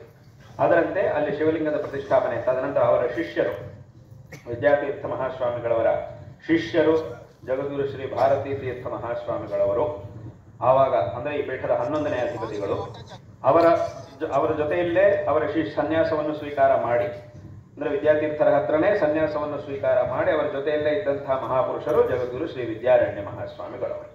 ಅವರಿಬ್ಬರೂ ಸಹ ಆಗ ವಿದ್ಯಾತೀರ್ಥರಿಂದ ಸನ್ಯಾಸವನ್ನು ಗ್ರಹಣ ಮಾಡಿದ್ರು. ಆದರೆ ಮೊದಲಿಗೆ ಸನ್ಯಾಸವನ್ನು ಸ್ವೀಕರಿಸಿದವರು ಭಾರತೀ ತೀರ್ಥರಾದ್ದರಿಂದ ಪರಂಪರೆಯಲ್ಲಿ ಆ ಪರಂಪರಾ ಕ್ರಮದಲ್ಲಿ ವಿದ್ಯಾತೀರ್ಥರ ನಂತರ, ಯಾಕಂದ್ರೆ ಸನ್ಯಾಸದಲ್ಲಿ ಇವರು ಮೊದಲಿಗೆ ಸ್ವೀಕಾರವನ್ನು ಮಾಡಿದವರಾದ್ದರಿಂದ ಅವರಿಗಿಂತಲೂ ಇವರು ದೊಡ್ಡವರ ಸನ್ಯಾಸದ ವಿಚಾರದಲ್ಲಿ ಅವರಿಗಿಂತಲೂ ಇವರು ಹಿರಿಯರಾಗಿದ್ದಾರಾದ್ದರಿಂದ ಪರಂಪರಾ ಕ್ರಮದಲ್ಲಿ ನಾವು ನೋಡುವಾಗ ವಿದ್ಯಾತೀರ್ಥರ ನಂತರ ಭಾರತೀ ತೀರ್ಥರು, ಅವರ ನಂತರ ವಿದ್ಯಾರಣ್ಯರು, ಅಂದ್ರೆ 12ನೇ ಅಧಿಪತಿಗಳಾಗಿ ಜಗದ್ಗುರು ಶ್ರೀ ವಿದ್ಯಾರಣ್ಯ ಮಹಾಸ್ವಾಮಿಗಳವರು ಈ ಪೀಠದ ಒಂದು ಪರಂಪರೆಯಲ್ಲಿ ಬರ್ತಾರೆ. ಹೀಗೆ ಅವರು ಆಗಿನ ಕಾಲದಲ್ಲಿ ತಮ್ಮ ಗುರುಗಳ ಅಪ್ಪಣೆಯಂತೆ ಆ ಒಂದು ಎಲ್ಲಿ ಅವರು ಅದೃಶ್ಯರಾಗಿ ತಪಸ್ಸನ್ನು ಮಾಡ್ತಾ ಇದ್ದಾರೋ, ತಪೋನಿಷ್ಠರಾಗಿದ್ದಾರೋ ಆ ಒಂದು ಪ್ರದೇಶದಲ್ಲಿ ಶಿವಲಿಂಗವನ್ನು ಪ್ರತಿಷ್ಠಾಪನೆ ಮಾಡಿ ಅದಕ್ಕೆ ವಿದ್ಯಾಶಂಕರ ಅನ್ನುವಂತಹ ಹೆಸರನ್ನು ಆ ಲಿಂಗಕ್ಕೆ ಇಟ್ಟಿದ್ದಾರೆ. ಆ ಒಂದು ಲಿಂಗವನ್ನು ಇಟ್ಟು ಅಲ್ಲಿ ಒಂದು ಭವ್ಯವಾದಂತಹ 50 ದಿವಸ ನಾವು ನೋಡುವಂತಹ ಭವ್ಯವಾದಂತಹ ದೇವಸ್ಥಾನವನ್ನು ಭಾರತೀಯ ತೀರ್ಥ ಮಹಾಸ್ವಾಮಿಗಳವರು ಹಾಗೂ ವಿದ್ಯಾರಣ್ಯ ಮಹಾಸ್ವಾಮಿಗಳವರು ನಿರ್ಮಾಣ ಮಾಡಿಸಿದ್ದಾರೆ. ಹೀಗೆ ಆ ಒಂದು ಪರಂಪರೆಯಲ್ಲಿ ಬಂದಿರುವಂತಹ ಮಹಾಪುರುಷರಲ್ಲಿ ಜಗದ್ಗುರು ಶ್ರೀ ವಿದ್ಯಾರಣ್ಯ ಮಹಾಸ್ವಾಮಿಗಳವರು, ಭಾರತೀಯ ತೀರ್ಥ ಮಹಾಸ್ವಾಮಿಗಳವರು ಹಾಗೂ ವಿದ್ಯಾರಣ್ಯ ಮಹಾಸ್ವಾಮಿಗಳವರು. ವಿದ್ಯಾರಣ್ಯ ಮಹಾಸ್ವಾಮಿಗಳವರ ಒಂದು ಮಾಹಾತ್ಮ್ಯ ಅಂತಂದ್ರೆ ಅದೆಷ್ಟೋ ಅಪಾರವಾದಂತಹ ಒಂದು ಮಾಹಾತ್ಮ್ಯ. ಹೇಗೆ ಶಂಕರಾಚಾರ್ಯರು ಪ್ರಸ್ಥಾನತ್ರಯ ಭಾಷ್ಯಗಳನ್ನೆಲ್ಲ ರಚನೆ ಮಾಡಿ ಇವತ್ತಿನ ದಿವಸ ಆ ಪ್ರಸ್ಥಾನತ್ರಯಗಳಿಗೆ ಸರಿಯಾದಂತಹ ಒಂದು ಅರ್ಥವನ್ನು ನಾವು ತಿಳ್ಕೊಳ್ಳಿಕ್ಕೆ ಸಾಧ್ಯ ಆಗ್ತಾ ಇದೆ ಅಂತಂದ್ರೆ ಅದಕ್ಕಿರುವಂತಹ ಏಕಮಾತ್ರವಾದಂತಹ ಮಾರ್ಗ ಶಂಕರ ಭಗವತ್ಪಾದಾಚಾರ್ಯರು ರಚನೆ ಮಾಡಿರುವಂತಹ ಭಾಷ್ಯ. ಅದೇ ರೀತಿ ಇವತ್ತಿನ ದಿವಸ ನಮ್ಮ ಒಂದು ಧರ್ಮ, ಇದನ್ನು ನಾವು ವೈದಿಕ ಧರ್ಮ ಅಂತ ಹೇಳ್ತಾ ಇದ್ದೀವಿ. ಈ ವೈದಿಕ ಧರ್ಮ ಅಂತಂದ್ರೆ ಏನು? ವೇದಗಳೆಂಬ ಪ್ರಮಾಣಗಳಲ್ಲಿ ಪ್ರತಿಪಾದಿತವಾಗಿರುವಂತಹ ಧರ್ಮ. ಈ ಲೋಕದಲ್ಲಿ ಯಾವುದೇ ಒಂದು ವಿಚಾರ ಇದ್ರೂ ಅದಕ್ಕೊಂದು ಪ್ರಮಾಣ ಬೇಕು. ಪ್ರಮಾಣ ಇದ್ರೇನೆ ನಾವು ಸ್ವೀಕರಿಸ್ತೀವಿ, ಇಲ್ಲೋ ಹೋದ್ರೆ ಅದನ್ನ ನಾವು ತಗೊಳ್ಳೋದಿಲ್ಲ. ಯಾರಾದ್ರೂ ಏನಾದ್ರೂ ಒಂದು ವಿಚಾರ ನಿಮ್ಮ ಹತ್ರ ಬಂದು ಹೇಳಿದಾಗ ನಾವು ತಕ್ಷಣ ಏನ್ ಮಾಡಿದ್ವಿ, ಯಾರು ಹೇಳಿದ್ರು ನಿನಗೆ ಈ ವಿಚಾರ, ಇದು ಎಲ್ಲಿಂದ ಬಂತು, ಈ ಸಮಾಚಾರ ಎಲ್ಲಿಂದ ಬಂತು, ಇಲ್ಲ ಸ್ವಲ್ಪ ಪ್ರಾಮಾಣಿಕವಾದ ಮೂಲದಿಂದಲೇ ಇದು ಬಂತು ಅಂತಂದ್ರೆ ಸರಿ ಹಾಗಿದ್ರೆ ಆಯ್ತು, ಅದು ಅವ್ರು ಹೇಳಿದ್ರ ಸರಿ ಹಾಗಿದ್ರೆ ನಾವು ತಗೊಳ್ಬಹುದು ಅಂತ ಹೇಳ್ತೀವಿ. ಇಲ್ಲ ಅದು ಯಾರೋ ಹೇಳಿದ್ರು, ಸುಮ್ಮನೆ ದಾರಿಯಲ್ಲಿ ಹೋಗೋರು ಯಾರೋ ಹೇಳಿದ್ರು ಅಂತಂದ್ರೆ ಹಾಗಲ್ಲಿದ್ರೆ ಅದನ್ನೆಲ್ಲ ತಗೊಳಕ್ಕಾಗುವುದಿಲ್ಲ, ಅದನ್ನೆಲ್ಲ ನಂಬಕ್ಕಾಗುದಿಲ್ಲ. ಇನ್ನೊಂದ್ಸಲಿ ಹೋಗಿ ವಿಚಾರಿಸುವಂತಹ ಪ್ರಯತ್ನ ಮಾಡ್ತೀವಿ ನಾವು. ಅಂದ್ರೆ ಯಾವುದೇ ಒಂದು ಸಣ್ಣ ವಿಚಾರ ಇರಲಿ ಅದಕ್ಕೊಂದು ಪ್ರಮಾಣ ಇದ್ರೆ ಮಾತ್ರ ನಾವು ಅದನ್ನು ಸ್ವೀಕರಿಸ್ತೀವಿ. ಪ್ರಮಾಣ ಇಲ್ಲ ಅಂತಂದ್ರೆ ಅದನ್ನ ನಾವು ತಗೊಳಕ್ಕೆ ಹೋಗುದಿಲ್ಲ. ಹೀಗಿರ್ಬೇಕಾದ್ರೆ, ಸಣ್ಣ ವಿಚಾರದಲ್ಲೇ ಹೀಗಿರ್ಬೇಕಾದ್ರೆ ಈ ಧರ್ಮ ಅನ್ನುವುದು ಎಷ್ಟು ದೊಡ್ಡ ವಿಚಾರ, ಇದು ತುಂಬಾ ದೊಡ್ಡ ವಿಚಾರ. ಹಾಗೆ ಇಂತಹ ಒಂದು ದೊಡ್ಡ ವಿಚಾರಕ್ಕೆ ಒಂದು ಪ್ರಮಾಣದ ಅಪೇಕ್ಷೆ ಅನ್ನೋದು ಇದ್ದೇ ಇರುತ್ತೆ. ಪ್ರಮಾಣ ಇದ್ರೆ ಮಾತ್ರ ಇದನ್ನು ನಾವು ತಗೊಳ್ಳಿಕ್ಕೆ ಸಾಧ್ಯ ಆಗುತ್ತೆ. ಹಾಗೆ ಈ ಒಂದು ಧರ್ಮಕ್ಕೆ ಪ್ರಮಾಣ ಯಾವುದು ಅಂತಂದ್ರೆ ವೇದ. ಹಾಗಾಗಿ ಈ ಧರ್ಮದ ಬಗ್ಗೆ ಹೇಳುವಾಗಲೇ, ಇದರ ಹೆಸರನ್ನು ಹೇಳುವಾಗಲೇ ತಕ್ಷಣ ನಮಗೆ ಬರುವಂತ, ಹೇಗೆ ಬೇರೆ ವಿಚಾರಗಳನ್ನು ಕೇಳಿದಾಗ ನಮಗೆ ಅದರ ಪ್ರಮಾಣದ ಜಿಜ್ಞಾಸೆ ಬರುತ್ತೋ ಅದೇ ರೀತಿ ಧರ್ಮದ ಬಗ್ಗೆ ಕೇಳುವಾಗಲೂ ಇದರ ಒಂದು ಪ್ರಮಾಣದ ಜಿಜ್ಞಾಸೆ ಬಂದೇ ಬರುತ್ತೆ. ಆ ಒಂದು ಜಿಜ್ಞಾಸೆ ಬಂದಾಗ ಅದಕ್ಕೆ ತಕ್ಕಂತಹ ಉತ್ತರವನ್ನು ಕೊಡಬೇಕು ಅನ್ನೋದಕ್ಕೋಸ್ಕರ, ಅಂದ್ರೆ ಮತ್ತೆ ಪುನಃ ಅದನ್ನು ಪ್ರತ್ಯೇಕವಾಗಿ ಕೇಳಿ ಅದಕ್ಕೆ ಪ್ರತ್ಯೇಕವಾಗಿ ಉತ್ತರ ಹೇಳುವುದು ಇದರ ಅವಶ್ಯಕತೆ ಬರಬಾರದು ಅನ್ನೋದಕ್ಕೋಸ್ಕರ ಅದರ ಹೆಸರಿನಲ್ಲೇ ಆ ಒಂದು ಪ್ರಮಾಣದ ಹೆಸರನ್ನು ಸೇರಿಸಿದ್ದಾರೆ ಧರ್ಮದ. ಹಾಗಾಗಿ ಇದನ್ನು ವೈದಿಕ ಧರ್ಮ ಅಂತ ಹೇಳ್ತೀವಿ. ಅಂದ್ರೆ ವೇದಗಳೆಂಬ ಪ್ರಮಾಣಗಳಲ್ಲಿ ಪ್ರತಿಪಾದಿತವಾಗಿರುವಂತಹ ಧರ್ಮ. ಹಾಗಾಗಿ ಅಷ್ಟು ಹೇಳಿದ್ಬಿಟ್ರೆ ಆವಾಗ ಈ ಧರ್ಮ ಮತ್ತು ಇದರ ಪ್ರಮಾಣ ಎರಡನ್ನೂ ಸೇರಿಸಿ ಹೇಳಿದಂಗೆ ಆಯ್ತು. ಹಾಗಾಗಿ ಮತ್ತೆ ಪುನಃ ಇಲ್ಲಿ ನಮಗೆ ಪ್ರಶ್ನೆ ಅವಶ್ಯಕತೆ ಇಲ್ಲ, ಇದಕ್ಕೇನು ಪ್ರಮಾಣ ಅಂತ ಕೇಳುವ ಅವಶ್ಯಕತೆ ಇಲ್ಲ, ವೇದಗಳೇ ಇದಕ್ಕೆ ಪ್ರಮಾಣ. ಹಾಗಾಗಿ ಇದನ್ನು ವೈದಿಕ ಧರ್ಮ ಎಂಬುದಾಗಿ ಹೇಳಿದ್ದಾರೆ. ಅಂತಹ ಪ್ರಮಾಣಗಳು ನಮ್ಮ ಧರ್ಮಕ್ಕೆ ಪ್ರಮಾಣಗಳಾಗಿ ವೇದಗಳು ಇವೆ. ಈ ವೇದಗಳ ಅರ್ಥವನ್ನು ಇವತ್ತಿನ ದಿವಸ ನಾವು ಈ ವೇದಗಳಲ್ಲಿರುವಂತಹ ವಾಕ್ಯಗಳ ಅರ್ಥವನ್ನು ಇವತ್ತಿನ ದಿವಸ ನಾವು ತಿಳ್ಕೊಳ್ಳಬೇಕು ಅಂತಂದ್ರೆ ಅದಕ್ಕೆ ಇರತಕ್ಕಂತಹ ಏಕಮಾತ್ರವಾದ ಮಾರ್ಗ ಅಂತಂದ್ರೆ ಜಗದ್ಗುರು ಶ್ರೀ ವಿದ್ಯಾರಣ್ಯ ಮಹಾಸ್ವಾಮಿಗಳವರು ರಚನೆ ಮಾಡಿದಂತಹ ವೇದ ಭಾಷ್ಯ. ಆ ವೇದ ಭಾಷ್ಯಗಳಿಂದ ಮಾತ್ರವೇ ನಾವು ಈ ವೇದಾರ್ಥಗಳನ್ನು ತಿಳ್ಕೊಳ್ಳುವುದಕ್ಕೆ ಸಾಧ್ಯ ಆಗುತ್ತೆ. ಆದ್ರಿಂದ ಈ ರೀತಿಯಾಗಿ ಅಂದ್ರೆ ಆ ಒಂದು ವೈದಿಕ ಧರ್ಮದ ಸಂಸ್ಥಾಪನೆ ಅಂತಂದ್ರೆ ಇದು ಈ ರೀತಿಯಾಗಿ ವೇದಗಳಿಗೆ, ಯಾಕಂತಂದ್ರೆ ಆಗಿನ ಕಾಲದಲ್ಲಿ ಯಾರ್ಯಾರೋ ಏನೇನೋ ಅರ್ಥಗಳನ್ನು ಮಾಡ್ತಾ ಇದ್ರು, ತಪ್ಪಾದಂತಹ ಅರ್ಥಗಳನ್ನು ಮಾಡಿ ಪ್ರಚಾರ ಮಾಡ್ತಾ ಇದ್ರು. ಅಂತಹ ಒಂದು ಸಂದರ್ಭದಲ್ಲಿ ವಿದ್ಯಾರಣ್ಯ ಮಹಾಸ್ವಾಮಿಗಳವರು ಸರಿಯಾದಂತಹ ಅರ್ಥವನ್ನು ಹೇಳಿ ವೇದ ಭಾಷ್ಯಗಳನ್ನು ರಚನೆ ಮಾಡಿ ವೇದಗಳ ನಿಜವಾದಂತಹ ಅರ್ಥವನ್ನು ತಿಳಿಸಿದವರಾಗಿದ್ದಾರೆ. ಹಾಗೆ ವೇದಭಾಷ್ಯ ಕರ್ತೃಗಳಾಗಿದ್ದಾರೆ ಜಗದ್ಗುರು ಶ್ರೀ ವಿದ್ಯಾರಣ್ಯ ಮಹಾಸ್ವಾಮಿಗಳವರು. ಹಾಗೂ ಇನ್ನೂ ಅನೇಕ ಗ್ರಂಥಗಳನ್ನು ಅವರು ರಚನೆ ಮಾಡಿದ್ದಾರೆ. ವೇದಾಂತದಲ್ಲಿ, ಮೀಮಾಂಸೆಯಲ್ಲಿ, ವ್ಯಾಕರಣದಲ್ಲಿ, ಹೀಗೆ ಅನೇಕ ಶಾಸ್ತ್ರಗಳಲ್ಲಿ ಅವರು ಗ್ರಂಥಗಳನ್ನು ರಚನೆ ಮಾಡಿದ್ದವರಾಗಿದ್ದಾರೆ. ಹಾಗಾಗಿ ಅವರು ಅದೇ ರೀತಿ ವಿಶೇಷವಾಗಿ ಎಲ್ಲರಿಗೂ ಸಹ ಗೊತ್ತಿರುವಂತೆ ಒಂದು ಅತ್ಯಂತ ಉತ್ಕೃಷ್ಟವಾದ, ಅತ್ಯಂತ ಪ್ರಬಲವಾದಂತಹ, ಭವ್ಯವಾದಂತಹ ಸಾಮ್ರಾಜ್ಯ, ನಮ್ಮ ಹಿಂದೂ ಧರ್ಮದ ಸಾಮ್ರಾಜ್ಯ, ವಿಜಯನಗರ ಸಾಮ್ರಾಜ್ಯವನ್ನು ಸ್ಥಾಪನೆ ಮಾಡಿಸಿ ಅದಕ್ಕೆ ಬೇಕಾದಂತಹ ಅನುಗ್ರಹವನ್ನು ಮಾಡಿದವರು ಜಗದ್ಗುರು ಶ್ರೀ ವಿದ್ಯಾರಣ್ಯ ಮಹಾಸ್ವಾಮಿಗಳು. ಹೇಗೆ ಶಂಕರಾಚಾರ್ಯರ ಚರಿತ್ರೆಯಲ್ಲಿ ಒಂದು ಸಂದರ್ಭದಲ್ಲಿ ಸುವರ್ಣವೃಷ್ಟಿ ಅನ್ನೋದು ನಮಗೆ ಕಾಣುತ್ತೆ. ಕನಕಧಾರಾ ಸ್ತೋತ್ರದ ಒಂದು ಘಟ್ಟ ಏನಿದೆಯೋ ಆ ಸಂದರ್ಭದಲ್ಲಿ ಶಂಕರರು ಅಮ್ಮನವರನ್ನು ಪ್ರಾರ್ಥನೆ ಮಾಡಿ ಸುವರ್ಣ ವೃಷ್ಟಿಯನ್ನು ಉಂಟು ಮಾಡ್ತಾರೆ. ಅದೇ ರೀತಿ ವಿದ್ಯಾರಣ್ಯರ ಒಂದು ಚರಿತ್ರೆಯಲ್ಲಿ ಯಾವಾಗ ಇಂತಹ ಒಂದು ದೊಡ್ಡ ಸಾಮ್ರಾಜ್ಯವನ್ನು ಸ್ಥಾಪನೆ ಮಾಡಬೇಕಾಗಿದೆಯೋ ಅದಕ್ಕೆ ಬೇಕಾದಂತಹ ಸಂಪತ್ತನ್ನು ಕೊಡು ಅಂತ ಹೇಳಿ ಅಮ್ಮನವರನ್ನು ಭುವನೇಶ್ವರಿ ಅಮ್ಮನವರನ್ನು ವಿದ್ಯಾರಣ್ಯರು ಪ್ರಾರ್ಥನೆ ಮಾಡಿದಾಗ ಆಗ ಭುವನೇಶ್ವರಿ ಅಮ್ಮನವರ ಕೃಪೆಯಿಂದ ತಕ್ಷಣವೇ ಅಲ್ಲೂ ಸಹ ಸುವರ್ಣದ ವೃಷ್ಟಿ ಅನ್ನೋದು ಉಂಟಾಗುತ್ತೆ.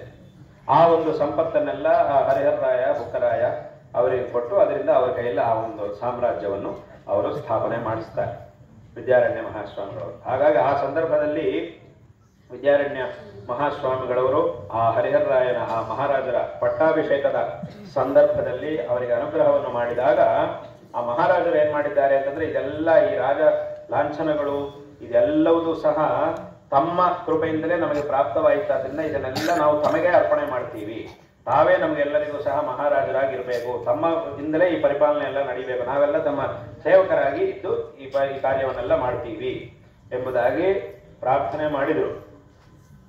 ಆಗ ಅವರು ಹೇಳಿದ್ರು, ಇಲ್ಲಪ್ಪ ನಾವು ಸನ್ಯಾಸಿಗಳಾಗಿರುವುದರಿಂದ ಇದನ್ನೆಲ್ಲ ನಾವು ಮಾಡ್ಲಿಕ್ಕಾಗುವುದಿಲ್ಲ ಅಂತ ಎಷ್ಟು ಪ್ರಾರ್ಥನೆ ಮಾಡಿದ್ರು, ಎಷ್ಟು ಹೇಳಿದ್ರು ಸಹ ಅವರು ತುಂಬಾ ಒಂದು ಪ್ರಾರ್ಥನೆ ಮಾಡಿದಾಗ ಆ ಕೆಲವು ರಾಜಲಾಂಛನಗಳನ್ನ ಅವರು ಸ್ವೀಕರಿಸಿದ್ದಾರೆ. ಶಿಷ್ಯರ ಒಂದು ಅನುಗ್ರಹಕ್ಕಾಗಿ ರಾಜಲಾಂಛನಗಳನ್ನು ಸ್ವೀಕರಿಸಿದ್ದಾರೆ. ಸ್ವೀಕರಿಸಿದ ನಂತರ ಏನಾಯ್ತು ಅಂದ್ರೆ ಇದು ಇದೇ ರೀತಿಯಾಗಿ ಈ ಒಂದು ಪರಂಪರೆಗೆ, ಈ ಪೀಠದ ಒಂದು ಪರಂಪರೆಗೆ ಇದೇ ರೀತಿಯಾಗಿ ನಿರಂತರ ಈ ಲಾಂಛನಗಳು ಇರಬೇಕು ಎಂಬುದಾಗಿ ಆಗಿನ ಕಾಲದಲ್ಲಿ ಮಹಾರಾಜರು ಈ ರೀತಿಯಂತಹ ಪ್ರಾರ್ಥನೆಯನ್ನು ಮಾಡಿ ಒಂದು ವ್ಯವಸ್ಥೆಯನ್ನು ಸಹ ಮಾಡಿದ್ದಾರೆ. ಅದರಂತೆ ವಿದ್ಯಾರಣ್ಯ ಮಹಾಸ್ವಾಮಿಗಳವರು ಅದನ್ನು ಸ್ವೀಕರಿಸಿದ್ದಾರೆ. ಇವತ್ತಿನ ದಿವಸ ತುಂಬಾ ಜನ ನೋಡಿರ್ತೀರಿ, ಏನು ಗೊತ್ತಿದೆ, ತುಂಬಾ ಜನ ನವರಾತ್ರಿ ಸಂದರ್ಭದಲ್ಲಿ ಶೃಂಗೇರಿಯಲ್ಲಿ ನವರಾತ್ರಿಯ ಒಂದು ಸಂದರ್ಭದಲ್ಲಿ ಈ ಪೀಠದಲ್ಲಿ ಯಾರು ಅಧಿಪತಿಗಳಾಗಿರ್ತಾರೋ ಅವರು ಕಿರೀಟವನ್ನು ಆರಾಧಿಗಳನ್ನೆಲ್ಲ ಧಾರಣೆ ಮಾಡಿ ಸಿಂಹಾಸನದಲ್ಲಿ ಕೂತ್ಕೊಳ್ಳುವುದು ಅನ್ನೋದು ಒಂದು ಇರುತ್ತೆ. ನವರಾತ್ರಿಯ ಅಷ್ಟು ದಿವಸಗಳಲ್ಲಿ ಸಿಂಹಾಸನವನ್ನು ಆ ಹಿಂದಿನ ರಾಜ ಮಹಾರಾಜರುಗಳು ಸಮರ್ಪಿಸಿದಂತಹ ಆಭರಣಗಳನ್ನು ಅದನ್ನೆಲ್ಲ ಧಾರಣೆ ಮಾಡುವುದು ಅನ್ನೋದಿದೆ. ಇದನ್ನೆಲ್ಲ ಯಾಕೆ ಧಾರಣೆ ಇರುತ್ತೆ, ತುಂಬಾ ಜನರಿಗೆ ಪ್ರಶ್ನೆ ಬರುತ್ತೆ. ಯಾಕಂದ್ರೆ ಇವರೆಲ್ಲ ಸನ್ಯಾಸಿಗಳು, ಮಠಾಧಿಪತಿಗಳು ಇವರು ಸನ್ಯಾಸಿಗಳಲ್ವಾ, ಯಾಕೆ ಕಿರೀಟವನ್ನೆಲ್ಲ ಇದನ್ನೆಲ್ಲ ಯಾಕೆ ಧಾರಣೆ ಮಾಡ್ತಾರೆ, ಸನ್ಯಾಸಿಗಳು ಇದನ್ನೆಲ್ಲ ಹಾಕೊಳ್ಬೋದಾ, ಏನಿದು, ಅವರೇನು ಸುಮ್ಮನೆ ಸೌಂದರ್ಯಕ್ಕೋಸ್ಕರ ಧಾರಣೆ ಮಾಡ್ತಾರಾ ಅಥವಾ ಯಾವುದು ಭೋಗಕ್ಕೋಸ್ಕರ ಧಾರಣೆ ಮಾಡ್ತಾರಾ ಅಂತಂದ್ರೆ ಇದು ಯಾವುದೂ ಅಲ್ಲ. ಇದನ್ನು ಧಾರಣೆ ಮಾಡುವುದರ ಒಂದು ಉದ್ದೇಶ ಏನು ಅಂತಂದ್ರೆ ಆ ಹಿಂದಿನಿಂದಲೂ ಬಂದಿರುವಂತಹ ಪರಂಪರೆಯನ್ನು ಪರಿಪಾಲನೆ ಮಾಡುವುದು. ಆ ಒಂದು ಸಂದರ್ಭದಲ್ಲಿ ನವರಾತ್ರಿಯ ಒಂದು ಸಂದರ್ಭದಲ್ಲಿ ಮಟ್ಟಿಗೆ ಅದನ್ನು ಪರಿಪಾಲನೆ ಮಾಡುವುದು ಅನ್ನೋದು ಹಿಂದಿನಿಂದಲೂ ಸಹ ಬಂದಿದೆ. ಹಾಗಾಗಿ ಈ ರಾಜಲಾಂಛನಗಳು ಇದೆಲ್ಲವೂ ಸಹ ಆ ಹಿಂದಿನಿಂದ ಬಂದಿರುವಂತಹ ಪರಂಪರೆಯನ್ನು ಸಂರಕ್ಷಣೆ ಮಾಡುವುದಕ್ಕೋಸ್ಕರ ಧರಿಸುವುದು ಅನ್ನುವಂತಹ ಒಂದು ಪರಂಪರೆ ಹಿಂದಿನಿಂದ ಬಂದಿದೆ. ಹಾಗಾಗಿ ಯಾವುದು ಸೌಂದರ್ಯಕ್ಕೋಸ್ಕರ ಹಾಕೊಳ್ಳೋದಂದ್ರೆ ಯಾವಾಗ ಬೇಕಾದ್ರೂ ಹಾಕೊಳ್ಬೇಕು ಅಂತ ಆಗುತ್ತೆ, ಯಾವ ಎಲ್ಲ ಸಂದರ್ಭದಲ್ಲೂ ಹಾಕೊಳ್ತಾ ಇರಬೇಕು ಅಂತ ಆದ್ರೆ ಅದಕ್ಕೋಸ್ಕರ ಅಲ್ಲ, ಅದರ ಅರ್ಥ ಅದಲ್ಲ. ಹಾಗಾಗಿ ಈ ರೀತಿಯಾಗಿ ಆ ಒಂದು ಪರಂಪರೆಯು ವಿಶೇಷವಾಗಿ ಬಂದಿದೆ. ಈ ಒಂದು ಪರಂಪರೆಯಲ್ಲಿ ವಿದ್ಯಾರಣ್ಯ ಮಹಾಸ್ವಾಮಿಗಳವರ ಅವರ ಒಂದು ಮಹಿಮೆ ಅದು ಅಪಾರವಾದದ್ದು. ಜಗದ್ಗುರು ಶ್ರೀ ವಿದ್ಯಾರಣ್ಯ ಮಹಾಸ್ವಾಮಿಗಳವರು ಹೇಗೆ ಶಂಕರ ಭಗವತ್ಪಾದಾಚಾರ್ಯರು ಆಮ್ನಾಯ ಪೀಠಗಳನ್ನು ಸ್ಥಾಪನೆ ಮಾಡಿ 4 ಆಮ್ನಾಯ ಪೀಠಗಳನ್ನು ಸ್ಥಾಪನೆ ಮಾಡಿ ಈ ಒಂದು ಧರ್ಮದ ನಿರಂತರ ಪ್ರಚಾರವಾಗುವಂತೆ ವ್ಯವಸ್ಥೆಯನ್ನು ಮಾಡಿದ್ದಾರೋ ಅದೇ ರೀತಿ ಶಂಕರರ ನಂತರ ಜಗದ್ಗುರು ಶ್ರೀ ವಿದ್ಯಾರಣ್ಯ ಮಹಾಸ್ವಾಮಿಗಳವರು ಸಹ ಅನೇಕ ಮಠಗಳನ್ನು, ಈ ಒಂದು ಶೃಂಗೇರಿ ಪೀಠಕ್ಕೆ ಅನೇಕ ವಿಧವಾದಂತಹ ಶಾಖಾ ಮಠಗಳನ್ನು ಸಹ ಅನೇಕ ಪ್ರದೇಶಗಳಲ್ಲಿ ಸ್ಥಾಪನೆ ಮಾಡಿ ಈ ಒಂದು ಪೀಠದ ಅಧಿಪತಿಗಳ ಅಪ್ಪಣೆಯಂತೆ ಅವರೆಲ್ಲ ನಡೆದುಕೊಳ್ಳಬೇಕು ಅನ್ನುವಂತಹ ಒಂದು ವ್ಯವಸ್ಥೆಯನ್ನು ಸಹ ಮಾಡಿ ನಮ್ಮ ಕರ್ನಾಟಕದಲ್ಲಿ ಅನೇಕ ಕಡೆಗಳಲ್ಲಿ, ರಾಜ್ಯದ ಅನೇಕ ಕಡೆಗಳಲ್ಲಿ ಶಾಖಾ ಮಠಗಳು ಇವೆ. ಶೃಂಗೇರಿ ಪೀಠದ ಒಂದು ಶಾಖಾ ಮಠಗಳು ಅನೇಕ ಮಠಗಳು ಇವೆ. ಹೀಗೆ ಈ ಎಲ್ಲ ಮಠಗಳಲ್ಲೂ ಸಹ ಅವರು ಇಲ್ಲಿಯ ಗುರುಗಳ ಅಪ್ಪಣೆಯಂತೆ ಆ ಧರ್ಮ ಪ್ರಚಾರವನ್ನು ಮಾಡಬೇಕು ಅನ್ನುವಂತಹ ಒಂದು ವ್ಯವಸ್ಥೆಯನ್ನು ಮಾಡಿದವರು ಜಗದ್ಗುರು ಶ್ರೀ ವಿದ್ಯಾರಣ್ಯ ಮಹಾಸ್ವಾಮಿಗಳವರು. ಈ ರೀತಿಯಾಗಿ ಈ ಭವ್ಯವಾದ ಪರಂಪರೆಯಲ್ಲಿ ಜಗದ್ಗುರು ಶ್ರೀ ವಿದ್ಯಾರಣ್ಯ ಮಹಾಸ್ವಾಮಿಗಳವರು ಒಂದು ವಿಶಿಷ್ಟವಾದಂತಹ ಒಂದು ಖ್ಯಾತಿಯನ್ನು, ಒಂದು ಕೀರ್ತಿಯನ್ನು ಹೊಂದಿದಂತಹ ಮಹಾಪುರುಷರಾಗಿದ್ದಾರೆ. ನಾವು ಆರಂಭದಲ್ಲಿ ಹೇಳಿದಂತೆ ಶೃಂಗೇರಿ ಪೀಠದ ಒಂದು ಪರಂಪರೆಗೂ ಇಲ್ಲಿ ಈ ಒಂದು ಕ್ಷೇತ್ರಕ್ಕೂ ಹಿಂದಿನಿಂದಲೂ ಸಹ ಒಂದು ಅವಿನಾಭಾವ ಸಂಬಂಧ ಇದೆ ಅಂತ ನಾವು ಆರಂಭದಲ್ಲಿ ಹೇಳಿದ್ದೀವಿ. ಆ ಒಂದು ಅವಿನಾಭಾವದ ಸಂಬಂಧ ಹೇಗೆ ನಾವೀಗ ಭವ್ಯವಾದಂತಹ ಪರಂಪರೆ ನಮ್ಮ ಧರ್ಮದಲ್ಲಿದೆ ಎಂಬುದಾಗಿ ನಾವು ಹೇಳಿದ್ದೀವೋ, ಇಂತಹ ಒಂದು ಭವ್ಯವಾದ ಪರಂಪರೆಯಲ್ಲಿ ಜಗದ್ಗುರು ಶ್ರೀ ವಿದ್ಯಾರಣ್ಯ ಮಹಾಸ್ವಾಮಿಗಳವರ ನಂತರ ಬಂದಿರುವಂತಹ ಆ ಪರಂಪರೆಯಲ್ಲಿ, ಅವರಿಂದ ಬಂದಿರುವಂತಹ ಗುರು ಪರಂಪರೆಯಲ್ಲಿ ಸ್ವಯಂ ಆ ಪರಮಾತ್ಮನೇ ಭಗವಾನ್ ನರಸಿಂಹ ಸರಸ್ವತಿಗಳ ರೂಪದಲ್ಲಿ ಅವತಾರವನ್ನು ಮಾಡಿ, ನರಸಿಂಹ ಸರಸ್ವತಿ ಭಗವಾನರ ರೂಪದಲ್ಲಿ ಅವತಾರವನ್ನು ಮಾಡಿ, ಸ್ವತಃ ದತ್ತಾತ್ರೇಯ ಸ್ವಾಮಿಯೇ ಅವರ ರೂಪದಲ್ಲಿ ಅವತಾರವನ್ನು ಮಾಡಿ, ತನ್ನ ಒಂದು ಈ ಅವತಾರದಲ್ಲಿ ಸನ್ಯಾಸಿಯಾಗಿ, ಸನ್ಯಾಸಿಯ ಒಂದು ಲೀಲೆಯನ್ನು, ಇದೆಲ್ಲ ಪರಮಾತ್ಮನ ಕೇವಲ ಲೀಲೆ ಅಷ್ಟೇ, ಆ ಒಂದು ಲೀಲೆಯನ್ನು ಸನ್ಯಾಸಿಯಾಗಿ ಹೇಗೆ ಶಂಕರ ಪರಮೇಶ್ವರ ಶಂಕರಾಚಾರ್ಯರಾಗಿ ಅವತಾರವನ್ನು ಮಾಡಿ ಆ ಸನ್ಯಾಸಿಯ ಲೀಲೆಗಳನ್ನು ಭಗವಂತ ತೋರಿಸಿ ಧರ್ಮವನ್ನು ಉದ್ಧಾರ ಮಾಡಿದಾರೋ ಶಂಕರ ಭಗವತ್ಪಾದಾಚಾರ್ಯರು, ಅದೇ ರೀತಿ ಸ್ವತಃ ಆ ಪರಮಾತ್ಮನಾಗಿರ್ತಕ್ಕಂತಹ ದತ್ತಾತ್ರೇಯ ಸ್ವಾಮಿ ನರಸಿಂಹ ಸರಸ್ವತಿಗಳ ರೂಪದಲ್ಲಿ ಅವತರಿಸಿ ಈ ಒಂದು ಪರಂಪರೆ, ನಮ್ಮ ಒಂದು ಧರ್ಮದ ಈ ಪರಂಪರೆ ಅನ್ನೋದೇನಿದೆಯೋ, ಈ ಆಚಾರ್ಯ ಪರಂಪರೆ ಅನ್ನೋದೇನಿದೆಯೋ, ಈ ಒಂದು ಪರಂಪರೆ, ಅದರಲ್ಲೂ ವಿಶೇಷವಾಗಿ ಈ ಪರಂಪರೆಯಲ್ಲಿಯ ಶೃಂಗೇರಿ ಪರಂಪರೆ ಏನಿದೆಯೋ ಇದರ ಒಂದು ಪರಂಪರೆಯಲ್ಲಿ ಸನ್ಯಾಸವನ್ನು ಸ್ವೀಕಾರ ಮಾಡಿದಂಥವರಾಗಿ ಅನೇಕ ಜನರಿಗೆ ವಿಶೇಷವಾದಂತಹ ಒಂದು ಅನುಗ್ರಹ, ಲೋಕಾನುಗ್ರಹವನ್ನು ಮಾಡಿದ್ದಲ್ಲದೆ ಇವತ್ತಿಗೂ ಸಹ ಈ ಒಂದು ಕ್ಷೇತ್ರದಲ್ಲಿ, ಈ ಕ್ಷೇತ್ರಗಳಲ್ಲಿ ಅವರು ಇಲ್ಲಿ ಇದ್ದು ತಮ್ಮ ದಿವ್ಯ ಪಾದುಕ ರೂಪದಲ್ಲಿ, ಅದೃಶ್ಯ ರೂಪದಲ್ಲಿ ಇಲ್ಲಿದ್ದು ಅದೆಷ್ಟೋ ಜನರಿಗೆ ವಿಶೇಷವಾಗಿ ಅನುಗ್ರಹವನ್ನು ಮಾಡ್ತಾ ಇದ್ದಾರೆ. ಅಂತಹ ಒಂದು ಪವಿತ್ರವಾದಂತಹ ಕ್ಷೇತ್ರ ಈ ಒಂದು ಗಣಗಾಪುರ ಕ್ಷೇತ್ರವಾಗಿದೆ. ಹಾಗಾಗಿ ನಾನು ಆರಂಭದಲ್ಲಿ ಹೇಳಿದ್ದು ಈ ರೀತಿಯಾದಂತಹ ಒಂದು ವಿಶಿಷ್ಟವಾದ ಸಂಬಂಧ ಶೃಂಗೇರಿ ಕ್ಷೇತ್ರಕ್ಕೂ ಈ ಒಂದು ಕ್ಷೇತ್ರಕ್ಕೂ ಇರತಕ್ಕಂತಹ ಒಂದು ಸಂಬಂಧವಾಗಿದೆ. ಇದರ ಬಗ್ಗೆ ನಾವು ಗುರುಚರಿತ್ರೆ ಮೊದಲಾದಂತಹ ಗ್ರಂಥಗಳಿಂದ ನಾವು ತಿಳ್ಕೊಳ್ಳಬಹುದಾಗಿದೆ. ಈ ಎಲ್ಲ ವಿಚಾರಗಳನ್ನು ಸಹ ಹೇಗೆ ಆ ಪರಂಪರೆ ಅನ್ನೋದು ಹೇಗೆ ಬಂದಿದೆ, ವಿದ್ಯಾರಣ್ಯರ ತನಕ ಬಂದಿರುವಂತಹ ಪರಂಪರೆ, ಶೃಂಗೇರಿ ಪೀಠದ ಒಂದು ಪರಂಪರೆ, ಸುರೇಶ್ವರಾಚಾರ್ಯರ ನಂತರ ಸುರೇಶ್ವರಾಚಾರ್ಯರು, ಬೋಧಗಣರು, ಜ್ಞಾನಗಣರು, ಹೀಗೆ ಬಂದಿರುವಂತಹ ಪರಂಪರೆಯಲ್ಲಿ ವಿದ್ಯಾರಣ್ಯ ಮಹಾಸ್ವಾಮಿಗಳವರು, ತದನಂತರ ಯತಿಗಳು, ವಿದ್ಯಾರಣ್ಯರಿಂದ ಸನ್ಯಾಸವನ್ನು ಸ್ವೀಕರಿಸಿದಂತಹ ಯತಿಗಳು, ಅವರ ಶಿಷ್ಯರು ಹೀಗೆ ಬಂದಿರುವಂತಹ ಪರಂಪರೆಯಲ್ಲಿ ಸ್ವತಃ ಪರಮಾತ್ಮನೇ ಅವತಾರವನ್ನು ಮಾಡಿ ನರಸಿಂಹ ಸರಸ್ವತಿಗಳ ರೂಪದಲ್ಲಿ ಆ ಸನ್ಯಾಸವನ್ನು ಸ್ವೀಕರಿಸಿ ಸನ್ಯಾಸ ಲೀಲೆಯನ್ನು ತೋರಿಸಿ ಎಲ್ಲ ಭಕ್ತರಿಗೂ ಸಹ ಅನುಗ್ರಹವನ್ನು ಮಾಡಿರ್ತಕ್ಕಂತಹ ವಿಚಾರವನ್ನ ನಾವು ಪವಿತ್ರ ಗ್ರಂಥವಾದಂತಹ ಗುರುಚರಿತ್ರೆಯಿಂದ ತಿಳ್ಕೊಳ್ಳಬಹುದಾಗಿದೆ. ಈ ರೀತಿಯಾಗಿ ಆ ಒಂದು ಪರಂಪರೆಗೂ ಈ ಕ್ಷೇತ್ರಕ್ಕೂ ಅವಿಚ್ಛಿನ್ನವಾದಂತಹ ಒಂದು ಸಂಬಂಧ ಪ್ರಾಚೀನ ಕಾಲದಿಂದಲೂ ಬಂದಿದೆ. ಇಂತಹ ಒಂದು ಕ್ಷೇತ್ರದಲ್ಲಿ ನಮ್ಮ ಪರಮಗುರುಗಳಾಗಿರ್ತಕ್ಕಂತಹ ಜಗದ್ಗುರು ಶ್ರೀ ಶ್ರೀ ಅಭಿನವ ವಿದ್ಯಾತೀರ್ಥ ಮಹಾಸ್ವಾಮಿಗಳವರು ಅವರು ಅನೇಕ ಬಾರಿ ಇಲ್ಲಿಗೆ ಆಗಮಿಸಿದ್ದಾರೆ. ಇಲ್ಲಿ ಆ ಭಗವಂತನ ಸನ್ನಿಧಿಯಲ್ಲಿ ತಮ್ಮ ಅಮೃತಹಸ್ತಗಳಿಂದ ಆರಾಧನೆಯನ್ನು ಮಾಡಿದ್ದಾರೆ. ಅದೇ ರೀತಿ ಇಲ್ಲಿಯ ಎಲ್ಲ ಆಸ್ತಿಕ ಮಹಾಜನರಿಗೂ, ಎಲ್ಲ ವೈದಿಕರಿಗೂ, ಎಲ್ಲ ಅರ್ಚಕರಿಗೂ, ಸಮಸ್ತ ಆಸ್ತಿಕ ಮಹಾಜನರಿಗೂ ಸಹ ವಿಶೇಷವಾದಂತಹ ಒಂದು ಅನುಗ್ರಹವನ್ನು ಮಾಡಿದ್ದಾರೆ. ತದನಂತರ ನಮ್ಮ ಗುರುಗಳು ಅನೇಕ ಬಾರಿ ಇಲ್ಲಿಗೆ ಆಗಮಿಸಿದ್ದಾರೆ. ಇವತ್ತಿನ ದಿವಸ ನಾವು ಇಲ್ಲಿ ನೋಡುವಂತಹ ರಾಜಗೋಪುರ ಏನಿದೆಯೋ ಇದರ ಒಂದು ಉದ್ಘಾಟನೆಯ ಸಂದರ್ಭದಲ್ಲಿ ಇರ್ಬೋದು, ಹೀಗೆ ಅನೇಕ ಸಂದರ್ಭಗಳಲ್ಲಿ ವಿಶೇಷವಾಗಿ ಇಲ್ಲಿ ಏನೇ ನಡೆದರೂ ಸಹ ಇಲ್ಲಿಂದ ಶೃಂಗೇರಿಗೆ ಬಂದು ದೇವಸ್ಥಾನದಲ್ಲಿ ಏನೇ ಕಾರ್ಯಗಳು, ಏನೇ ಉತ್ಸವಗಳು, ವಿಶೇಷವಾದಂತಹ ಕಾರ್ಯಗಳು ನಡೆದರೂ ಸಹ ಶೃಂಗೇರಿಗೆ ಬಂದು ಅಲ್ಲಿ ಗುರುಗಳಲ್ಲಿ ನಿವೇದನೆ ಮಾಡಿ ಗುರುಗಳಿಂದ ಅಪ್ಪಣೆಯನ್ನು ಪಡೆದು ತದನಂತರ ಆ ಕಾರ್ಯಗಳನ್ನು ಮಾಡುವುದು ಅನ್ನುವುದು ಹಿಂದಿನ ಕಾಲದಿಂದಲೂ ಸಹ ಬಂದಿದೆ. ಅದರಂತೆ ಅನೇಕ ವಿಧವಂತಹ ಕಾರ್ಯಗಳು ನಡೆದಿವೆ ಮತ್ತು ಮುಂದೆ ನಡೆಯಲಿವೆ. ಅನೇಕ ವಿಧವಂತಹ ಕಾರ್ಯಗಳು ಸಹ ಮುಂದೆ ನಡೆಯಲಿವೆ. ಈಗ ಅನೇಕ ಸಂದರ್ಭಗಳಲ್ಲಿ ಇಲ್ಲಿಗೆ ಬಂದು ದೇವರ ಸನ್ನಿಧಿಯಲ್ಲಿ ವಿಶೇಷವಾಗಿ ಸಂಪ್ರದಾಯವಾಗಿ ಇಲ್ಲಿ ಭಗವಂತನ ಆರಾಧನೆಯನ್ನು ಮಾಡುವುದು ಅನ್ನುವುದು ಹಿಂದಿನ ಕಾಲದಿಂದಲೂ ಸಹ ಬಂದಿರುವಂತಹ ಸಂಪ್ರದಾಯ.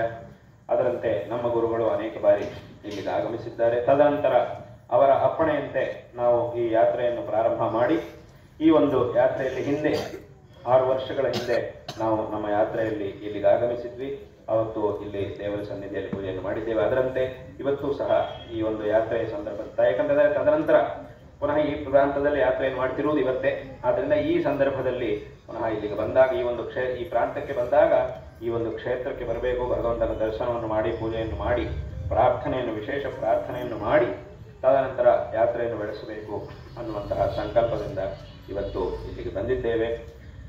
ಇಲ್ಲಿ ಇವತ್ತು ದರ್ಶನವನ್ನು ಮಾಡಿ ನಾಳೆ ದಿವಸ ಇಲ್ಲಿ ಭಗವತ್ ಸನ್ನಿಧಿಯಲ್ಲಿ ಪೂಜೆಯನ್ನು ಮಾಡಲಿದ್ದೇವೆ. ಈ ಸಂದರ್ಭದಲ್ಲಿ ನಮ್ಮ ಮನಸ್ಸಿಗೆ ಅತ್ಯಂತ ಸಂತೋಷ ಉಂಟಾಗ್ತಾ ಇದೆ.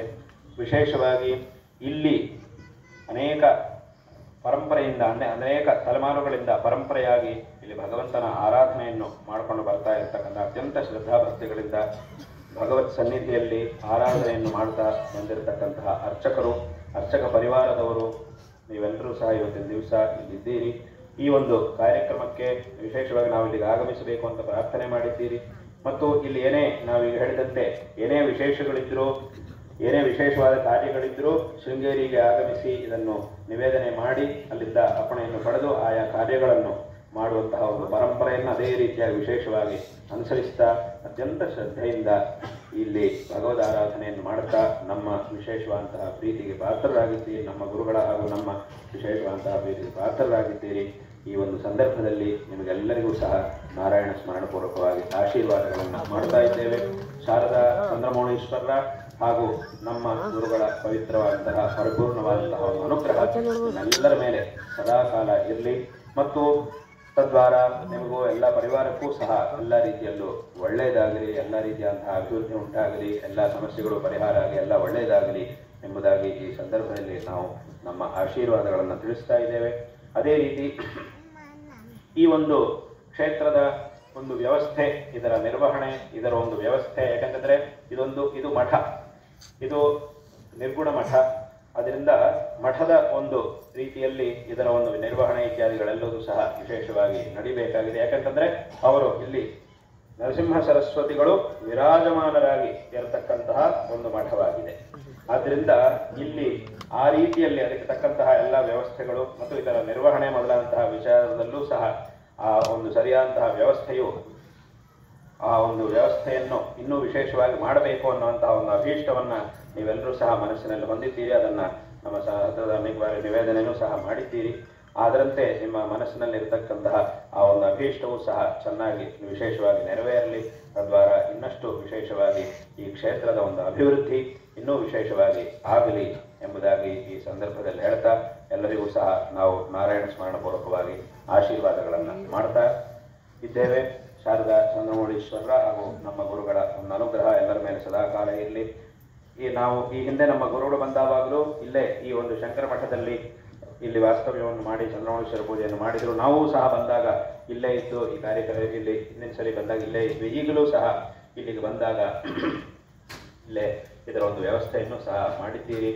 ಈ ಒಂದು ಈ ಶಂಕರಾಚಾರ್ಯ ಮಠ ಏನಿದೆಯೋ ಇದರ ಒಂದು ಮಂಡಳಿಯಲ್ಲಿ, ಇದರ ಒಂದು ವಿಶ್ವಸ್ತ ಮಂಡಳಿಯಲ್ಲಿ ಇರತಕ್ಕಂತಹ ಈ ಒಂದು ವ್ಯವಸ್ಥೆಯನ್ನು ಮಾಡಿರ್ತಕ್ಕಂತಹ ಎಲ್ಲರಿಗೂ ಸಹ ನಾವು ಆಶೀರ್ವಾದಗಳನ್ನ ಮಾಡ್ತಾ ಇದ್ದೇವೆ. ಅಂದ್ರೆ ದೇವಸ್ಥಾನದ ಅರ್ಚಕರು ಪರಿವಾರದವರು ಅಂತ ಹೇಳಿದಾಗಲೇ ಅವ್ರದ್ದು ಬಂದಾಯಿತು ಅದರೊಳಗೆ. ಆದರೂ ಮತ್ತೆ ಪುನಃ ಇಲ್ಲಿ ಒಂದು ವಿಶೇಷವಾಗಿ ಅವರಿಗೂ ಸಹ ನಾವು ನಾರಾಯಣ ಸ್ಮರಣಪೂರ್ವಕವಾಗಿ ಆಶೀರ್ವಾದಗಳನ್ನ ಮಾಡ್ತಾ ಎಲ್ಲರಿಗೂ ಮತ್ತೊಮ್ಮೆ ಆಶೀರ್ವಾದಗಳನ್ನು ತಿಳಿಸಿ ಈ ಮಾತುಗಳನ್ನ ಇಲ್ಲಿ ಮುಕ್ತಾಯ ಮಾಡ್ತೇವೆ. ಹರ ನಮಃ ಪಾರ್ವತೀಪತೆ.